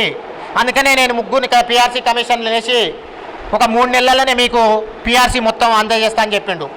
జూన్ 2వ తారీఖు నాడు IR ఇస్తాని, ఆగస్టు 15వ తారీఖు నాడు PRC అమలు చేస్తాని. మన ముఖ్యమంత్రి ఉద్దేశం మనకు అర్థం కాలే. ఈరోజు సంవత్సరంన్నర అయింది PRC కమిషన్ 3 వేసి. అంటే ఆయన ఉద్దేశం ఏంటంటే 3 సంవత్సరాల తర్వాత నేను 3 వేసిన 3 సంవత్సరాల తర్వాత మీకు PRC ఇస్తాన్న ఉద్దేశం అర్థం చేసుకోవాలి మనం. అది అసలైన విషయం. ఆ 3 సంవత్సరాల తర్వాతనైనా ఇస్తాడో ఇవ్వడో మనకు తెలియదు.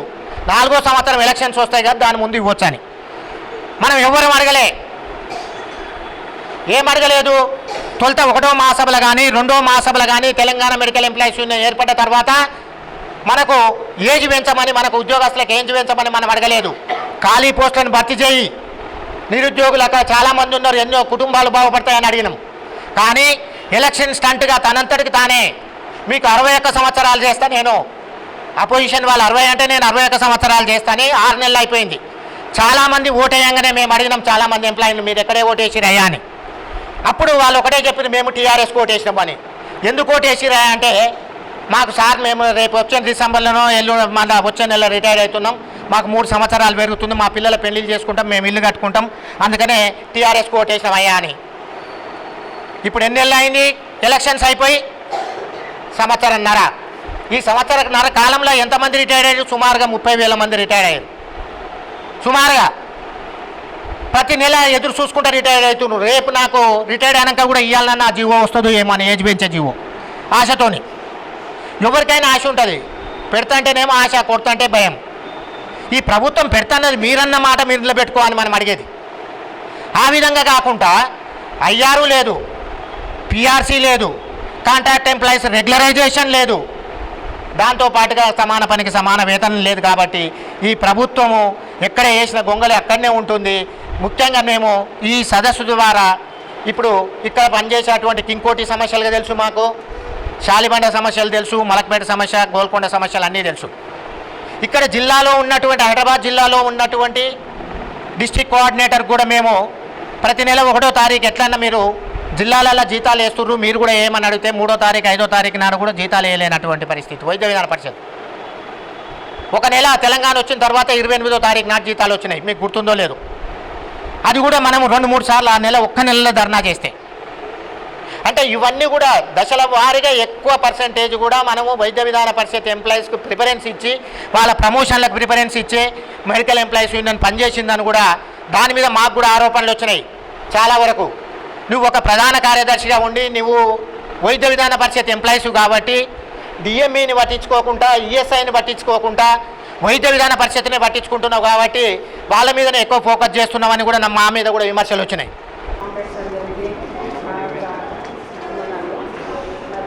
నేను 2005 నుంచి నేను ఆల్మోస్ట్ ఎంప్లాయీ సల్లా పే చేసేదాన్ని, కానీ కనిపించను. ఎన్నడగానే ఉంటాను. ప్లస్ కింకోటి హాస్పిటల్ నేను 95లో అపాయింట్మెంట్ అయినా. కింకోటిలో స్టాఫ్ నర్స్గా వర్క్ చేస్తున్నా. మరి ఇక్కడ సభ పెద్దలకి సదస్సు ఏర్పాటు చేసిన పెద్దలకి చాలా వందనాలు. చాలా బాగుంది. చాలా వరకు చాలా సమస్యలు చెప్పినారు. చాలా హ్యాపీగా ఉంది. చాలా ఎంప్లాయీస్ నర్సింగ్ కానీ మామూలుగా రేడియో పర్సన్స్ కానీ మరి ప్రతి ఒక్కరి సమస్యలు ఇక్కడ తీర్చి చెప్పుకున్నాము. చాలా బాగున్నాయి. ఒకరొకరు ఉద్దేశాలలో ఏముందో అన్నీ చెప్పారు. కానీ రియల్గా చెప్పాలంటే మన హాస్పిటల్లో మనం చేసే స్టాఫ్ మాత్రం మనతో వర్క్ తీసుకుంటున్నారు. కానీ డాక్టర్స్ డామినేషన్ ఏముంది. డాక్టర్స్కు ఏమంటే చాలా చులకనగా ఏముంది. స్టాఫ్ నర్స్ అంటే ఒక ఆయమ్మ టైప్లో వాళ్ళు మాట్లాడే విధానం చాలా ఘోరం అనిపిస్తుంది. వాళ్ళకు ఒక మైండ్ పనిచేస్తలేదు, అర్థం కాదు. ఒక సీనియర్ జూనియర్ అనేది తారతమ్యత లేకుండా చాలా లూజ్ అవుతుంది వాళ్ళది. మరి ఈ విషయం మీద చాలా బాధ అవుతుంది. వాళ్ళకి కావాల్సింది ఏంటి, సిస్టర్స్ వాళ్ళని ఒక ఆయమ్మలాగా హ్యాండ్ కింద ఉండి బీపీ చూడాలి, మాకు ట్యాబ్ రాయాలా, ట్యాబ్ మేమే సిస్టర్స్ మెయింటైన్ చేయాలా, ట్యాబ్లో మేము ఎంటర్ చేయాలా. పైగా మళ్ళీ వాళ్ళ కింద మేము అన్నింటిలో ఎంటర్ చేస్తే వాళ్ళు చూసేది ఏంటి, జస్ట్ పేషెంట్ని చూసి పేపర్స్ చూసి రాసి పడేస్తుంది. కొన్ని ఎగ్జామ్ చేశారా యాంటీనేటర్స్ని పండబెట్టరు, వాళ్ళని ఎగ్జామ్ చేయరు, వాళ్ళని ఏం చూడరు, జస్ట్ ఇట్లా పంపిస్తారు. ఆ పని మాకు రాదా, ఆ పని మేము చేయలేదా మాకు మేము లేకుంటే ఒక్కరోజు చేయమని చేస్తారా డాక్టర్స్ అని అంత డామినేషన్ చేసి అంత కేసీఆర్ గారు అంతగానే వాళ్ళ మద్దతు ఇస్తున్నారు. మాకేమి మేము సర్వీస్ గవర్నమెంట్ కాదా, అయినంత మాత్రాన మేము స్టాఫ్ నర్సెస్ అయినంత మాత్రాన మాకు ఎందుకు ఇంత నీచమైన మమ్మల్ని డీగ్రేడ్ చేసేది డాక్టర్స్. మాకు ఎంత దుఃఖం ఉందో. మా హాస్పిటల్కి వస్తే ప్రతి ఒక్కరు మెంబర్స్ సిగ్నేచర్ చేస్తారు. దేనికోసం అంటారండి వాళ్ళు?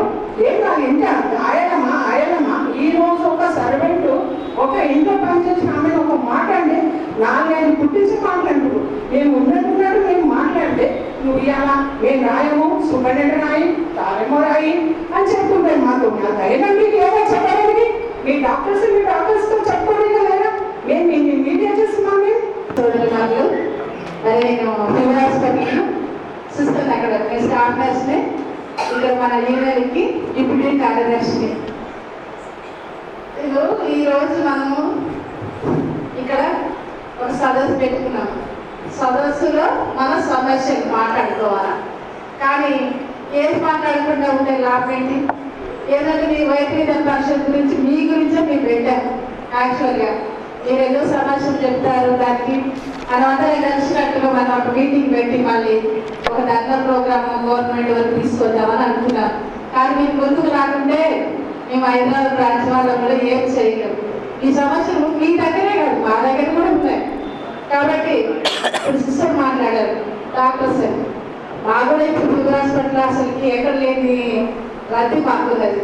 అక్కడ కూడా డాక్టర్స్ మమ్మల్ని బీపీ చూడమని చెప్పేసి ఓటీలో చెప్తున్నారు. మేము రోజు కొట్లాడుతూనే ఉంటున్నాం. అది కొన్ని సమస్యలు ఉన్నాయి. అయితే ఒకటి కాదు, 2 కాదు, 3 సమస్యలు దగ్గరికి వచ్చినాక మేము కూడా మాట్లాడాలనుకున్నాము.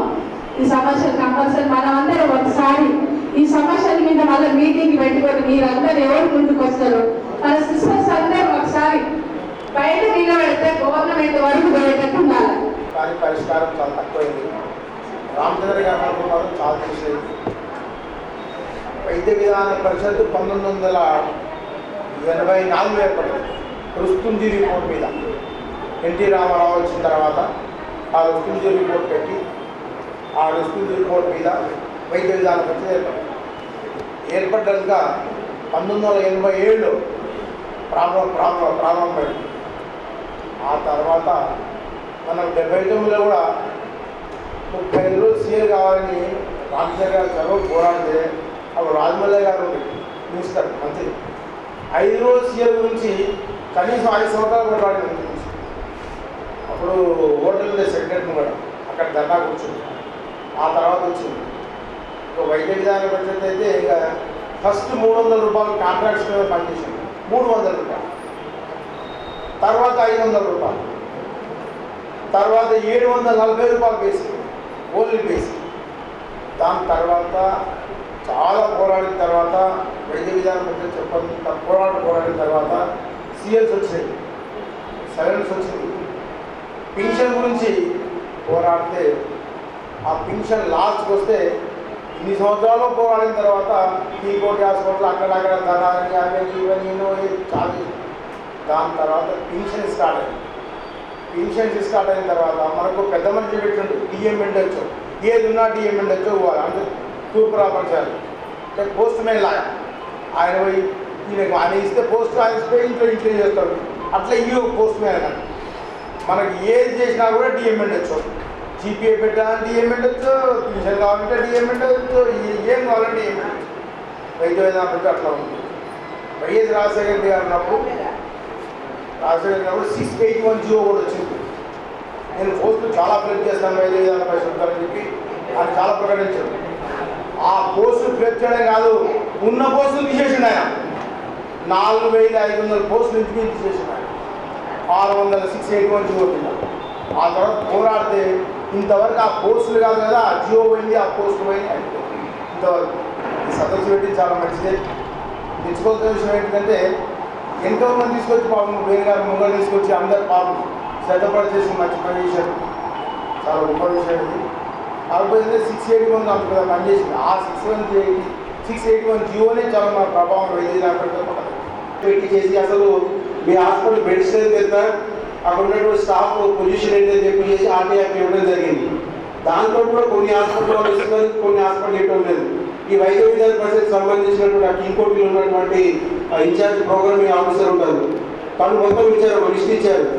వైద్య విధాన పరిషత్లో హైదరాబాద్ జిల్లాలో 5 హాస్పిటల్ ఉన్నాయి, 2 కమ్యూనిటీ హెల్త్ సెంటర్స్ ఉన్నాయి, 7 అర్బన్ కమ్యూనిటీ హెల్త్ సెంటర్స్ ఉన్నాయి, 4 డిస్పెన్సరీస్ ఇచ్చారు. ఎక్కడెక్కడ లొకేటెడ్ అయి ఉన్నాయని చెప్పి అన్ని కూడా మాకు లిస్టు రూపంలో ఇచ్చారు. ఇచ్చుకుంటూ దీనికి సంబంధించినటువంటి ఆ డిస్పెన్సరీలో కానీ ఆ కమ్యూనిటీ సెంటర్లో కానీ ఎక్కడ ఉన్నా అక్కడ ఎంతమంది పనిచేస్తున్నారో నాకు మాత్రం తెలియదు. మీరు ఆర్టీఐ ప్రకారంగా మీరు ఇస్తున్నారు కాబట్టి నేను అక్కడ కన్సల్టింగ్ మెడికల్ ఆఫీసర్ నేను ఫార్వర్డ్ చేస్తున్నాను. వాళ్ళకి కమ్యూనికేట్ చేసి వాళ్ళకు గైడ్ ఒక యూఓ నోట్ రాసి ఎవరైతే ఆర్టీఐ కడుపులో ఇమ్మీడియట్గా వాళ్ళకి పంపించాలని చెప్పి ఇవ్వడం జరిగింది. దురదృష్టవశాత్తు ఈ రోజు వరకు కూడా ఓన్లీ సెక్రటరీ డిస్పెన్సరీ వాళ్ళు మాత్రమే స్పందించారు, కానీ మిగతా ఎక్కడి నుంచి కానీ కమ్యూనిటీ హెల్త్ సెంటర్స్ కానీ ఎక్కడి నుంచి ఏం రిపోర్ట్స్ రాలేదు. ఇక్కడ రాకపోవడానికి చాలా కారణాలు ఉన్నాయి. ఎందుకంటే నేను పర్టికులర్గా ఈ పక్కన ఉన్నటువంటి ఓల్డ్ ఎమ్మెల్యే కోర్సుకు వెళ్ళాను. అక్కడ టోటల్ ఓన్లీ 5 మెంబర్స్ మాత్రమే, ఇంక్లూడింగ్ డాక్టర్, ఒక ఫార్మసిస్ట్, ఒక ల్యాబ్ టెక్నీషియన్, ఒక సిస్టర్, అంతే 5 మంది మాత్రమే అక్కడ ఉన్నారు. ఒక వార్డు స్టాఫ్ నేను అనుకుంటా ఇంకొకళ్ళు 2 ఉన్నాడు. అంటే టోటల్ ఓవరాల్ కూడా 5 మంది మాత్రమే. తర్వాత అక్కడి నుంచి న్యూఎమ్మెల్యే కోర్సు పోయాను, అక్కడ అదే పరిస్థితి. ఆ నుంచి కమ్యూనిటీ హెల్త్ సెంటర్ క్యారెక్టర్కి వెళ్ళాను. బిల్డింగ్ మాత్రం చాలా పెద్దగా ఉంది. అక్కడ ఓన్లీ 2 మెంబర్స్ మాత్రమే అక్కడ రెగ్యులర్. ఒక ప్రయత్నంగా మొట్టమొదటి ప్రయత్నంగా చేసి మనం ఇది ఒక విజయంగానే భావించాలి.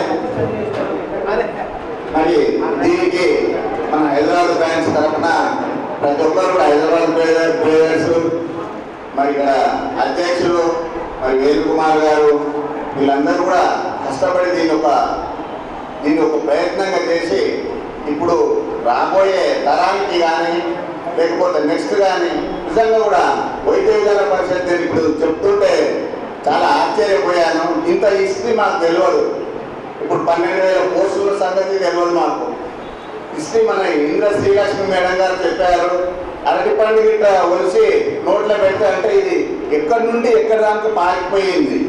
ఈ హాస్పిటల్స్ పాకిపోవడానికి కారణము ముఖ్యంగా దీనికి శ్రమపడి ఇంతమందిని కూడా ఒక రెగ్యులరైజ్ చేయించి ఒక పెన్షన్ కూడా చేయించిన ఘనత మన తెలంగాణ మెడికల్ ఎంప్లాయీస్ యూనియన్కి మన స్వర్గీయ రామచంద్ర గారు చేసిన కృషితో ఈ రోజు మీరు అందరూ కూడా చాలా సంతోషంగా ఉన్నారు. సమస్యలు అనేది ప్రతి దగ్గర ఉన్నాయి, మనకు ప్రతి హాస్పిటల్లో ఉన్నాయి. సమస్యలను పరిష్కరించుకోవడానికే కదా మనం ఒక కన్వెన్షన్ చేసి ఇప్పుడు రాని వాళ్ళకైనా సరే నెక్స్ట్ దాంట్లో పెట్టినా కానీ మనం ఒక యూనియన్ మీద ఈ ఇన్నేళ్ల చరిత్ర గల యూనియన్ మనకు తప్పకుండా ఎటువంటి దాన్ని కూడా సాధించి పెడుతుంది అనేది నమ్మకాన్ని కలిగించేది మనం అక్కడ ఉన్న నాయకత్వం వహిస్తున్న వాళ్ళం మనం ఉన్న ఎంప్లాయీస్కు తప్పకుండా తెలియజేయవలసిన అవసరం ఉన్నది. ముందు దీన్ని బలోపేతం చేయాలంటే మరి మనలాంటి ఇప్పుడే సెకండ్ లీడర్షిప్ అనండి మనం ఎదుగుతూ నెక్స్ట్ దానికి కూడా ముందుకు తీసుకెళ్లాలంటే అక్కడ సబ్స్క్రిప్షన్స్ని మనం తప్పకుండా చేసి మన హైదరాబాద్ కానీ దీనికి చేసుకుంటూ మన వంతు మనం చేసుకుంటూ పోతుంటే తప్పకుండా మన యూనియన్ బలోపేతం చేసిన వాళ్ళం అయితాము. మనం చేసిన స్వర్గీయ రామచంద్ర గారి ఆత్మకు కూడా మనం ఒక శాంతి చేకూర్చిన వాళ్ళం. అక్కడ నిలబడబెట్టే బాధ్యత మనందరి పైన ఉన్నది కాబట్టి దీనికి మరి కన్వెన్షన్కు మరి మన రాష్ట్ర నాయకులు, మరి హైదరాబాదు గ్రేటర్ నాయకులు, మరి వివిధ నాయకులు, మరి హాస్పిటల్స్ నుంచి అర్బన్ సెంటర్స్ నుంచి వారందరూ వచ్చి దీన్ని విజయవంతంగా చేసినందుకు పేరున అందరికీ ధన్యవాదాలు తెలుపుతూ ఇంతతో ఈ కన్వెన్షన్ ముగిస్తున్నాను. Thank you.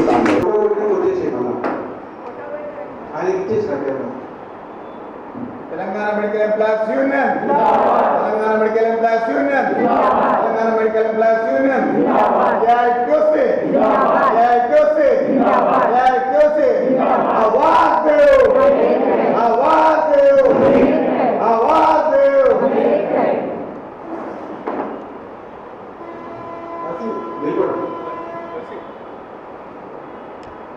Medical employees union greater Hyderabad branch ఆధ్వర్యంలో వైద్య విధాన పరిషత్ ఉద్యోగుల సమస్యలపై సదస్సు నిర్వహించడమైనది.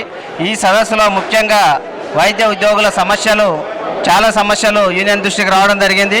ముఖ్యంగా వైద్య విధాన పరిషత్తులో పనిచేస్తున్న కాంట్రాక్ట్ ఉద్యోగులందరినీ కూడా పర్మనెంట్ చేయాలని, అదేవిధంగా అవుట్సోర్సింగ్ ఉద్యోగులకు కనీస వేతనము కల్పించాలని, మరి పిఆర్సీ అమలు చేయాలని, ట్రెజరీ జీతాలు కూడా తక్షణమే ఇవ్వాలని వైద్య విధాన పరిషత్ ఉద్యోగులకు, అదేవిధంగా 11వ పిఆర్సీని కూడా అమలు చేయాలని, వివిధ ఖాళీలు ఉన్న పనిభారం ఈరోజు వైద్య విధాన పరిషత్తులో ఉద్యోగులకు అధిక పనిభారం జరిగి ఎన్నో ఆసుపత్రుల్లో ఉద్యోగులపై దాడులు జరుగుతున్నాయి. మీరు ఈ దాడులు జరగకుండా ఉండాలంటే ప్రభుత్వం మంజూరు చేసిన 3,850 పోస్టులను తక్షణమే భర్తీ చేసి అన్ని కేటగిరీల ఉద్యోగుల పనిభారం తగ్గించాలని, అదేవిధంగా వివిధ కేటగిరీలో ఉన్న ప్రమోషన్స్ పెండింగ్ ఉన్న ప్రమోషన్స్ కూడా కల్పించాలని, మరి అదేవిధంగా ఈరోజు ఇన్ఛార్జి కమిషనర్గా ఉండి సమస్యలు చాలా పెండింగ్ ఉండడం జరుగుతుంది. కాబట్టి తక్షణమే ఫుల్ ఛార్జ్తో కమిషనర్గా బాధ్యతలు అప్పగించాలని, మరి అదేవిధంగా ఈ గతంలో మేము డిఎంఈ వారి సమస్యలపై సదస్సు నిర్వహించడం జరిగింది. ఈరోజు మరి వైద్య విద్యా సమస్యలు కూడా సదస్సు నిర్వహించడం జరిగింది. ఈ 2 సదస్సులో ఉన్న సమస్యలని ప్రభుత్వ దృష్టికి తక్షణమే తీసుకెళ్తాము. ఒకవేళ సమస్యలు పరిష్కరించని రానున్న రోజుల్లో ఇందిరా పార్క్ దగ్గర ధర్నా కూడా చేస్తామని మేము తెలియపరుస్తున్నాం. ముఖ్యంగా మా ఈ ప్రోగ్రాంకు V3 ఛానల్స్ వాళ్ళు వచ్చి మాకు పూర్తిగా సహకారాలు అందించి ఈ సమస్యను ప్రభుత్వ దృష్టికి తీసుకుపోతారని చెప్పి కోరుతూ వారికి ప్రత్యేక కృతజ్ఞతలు తెలుపుతున్నాం.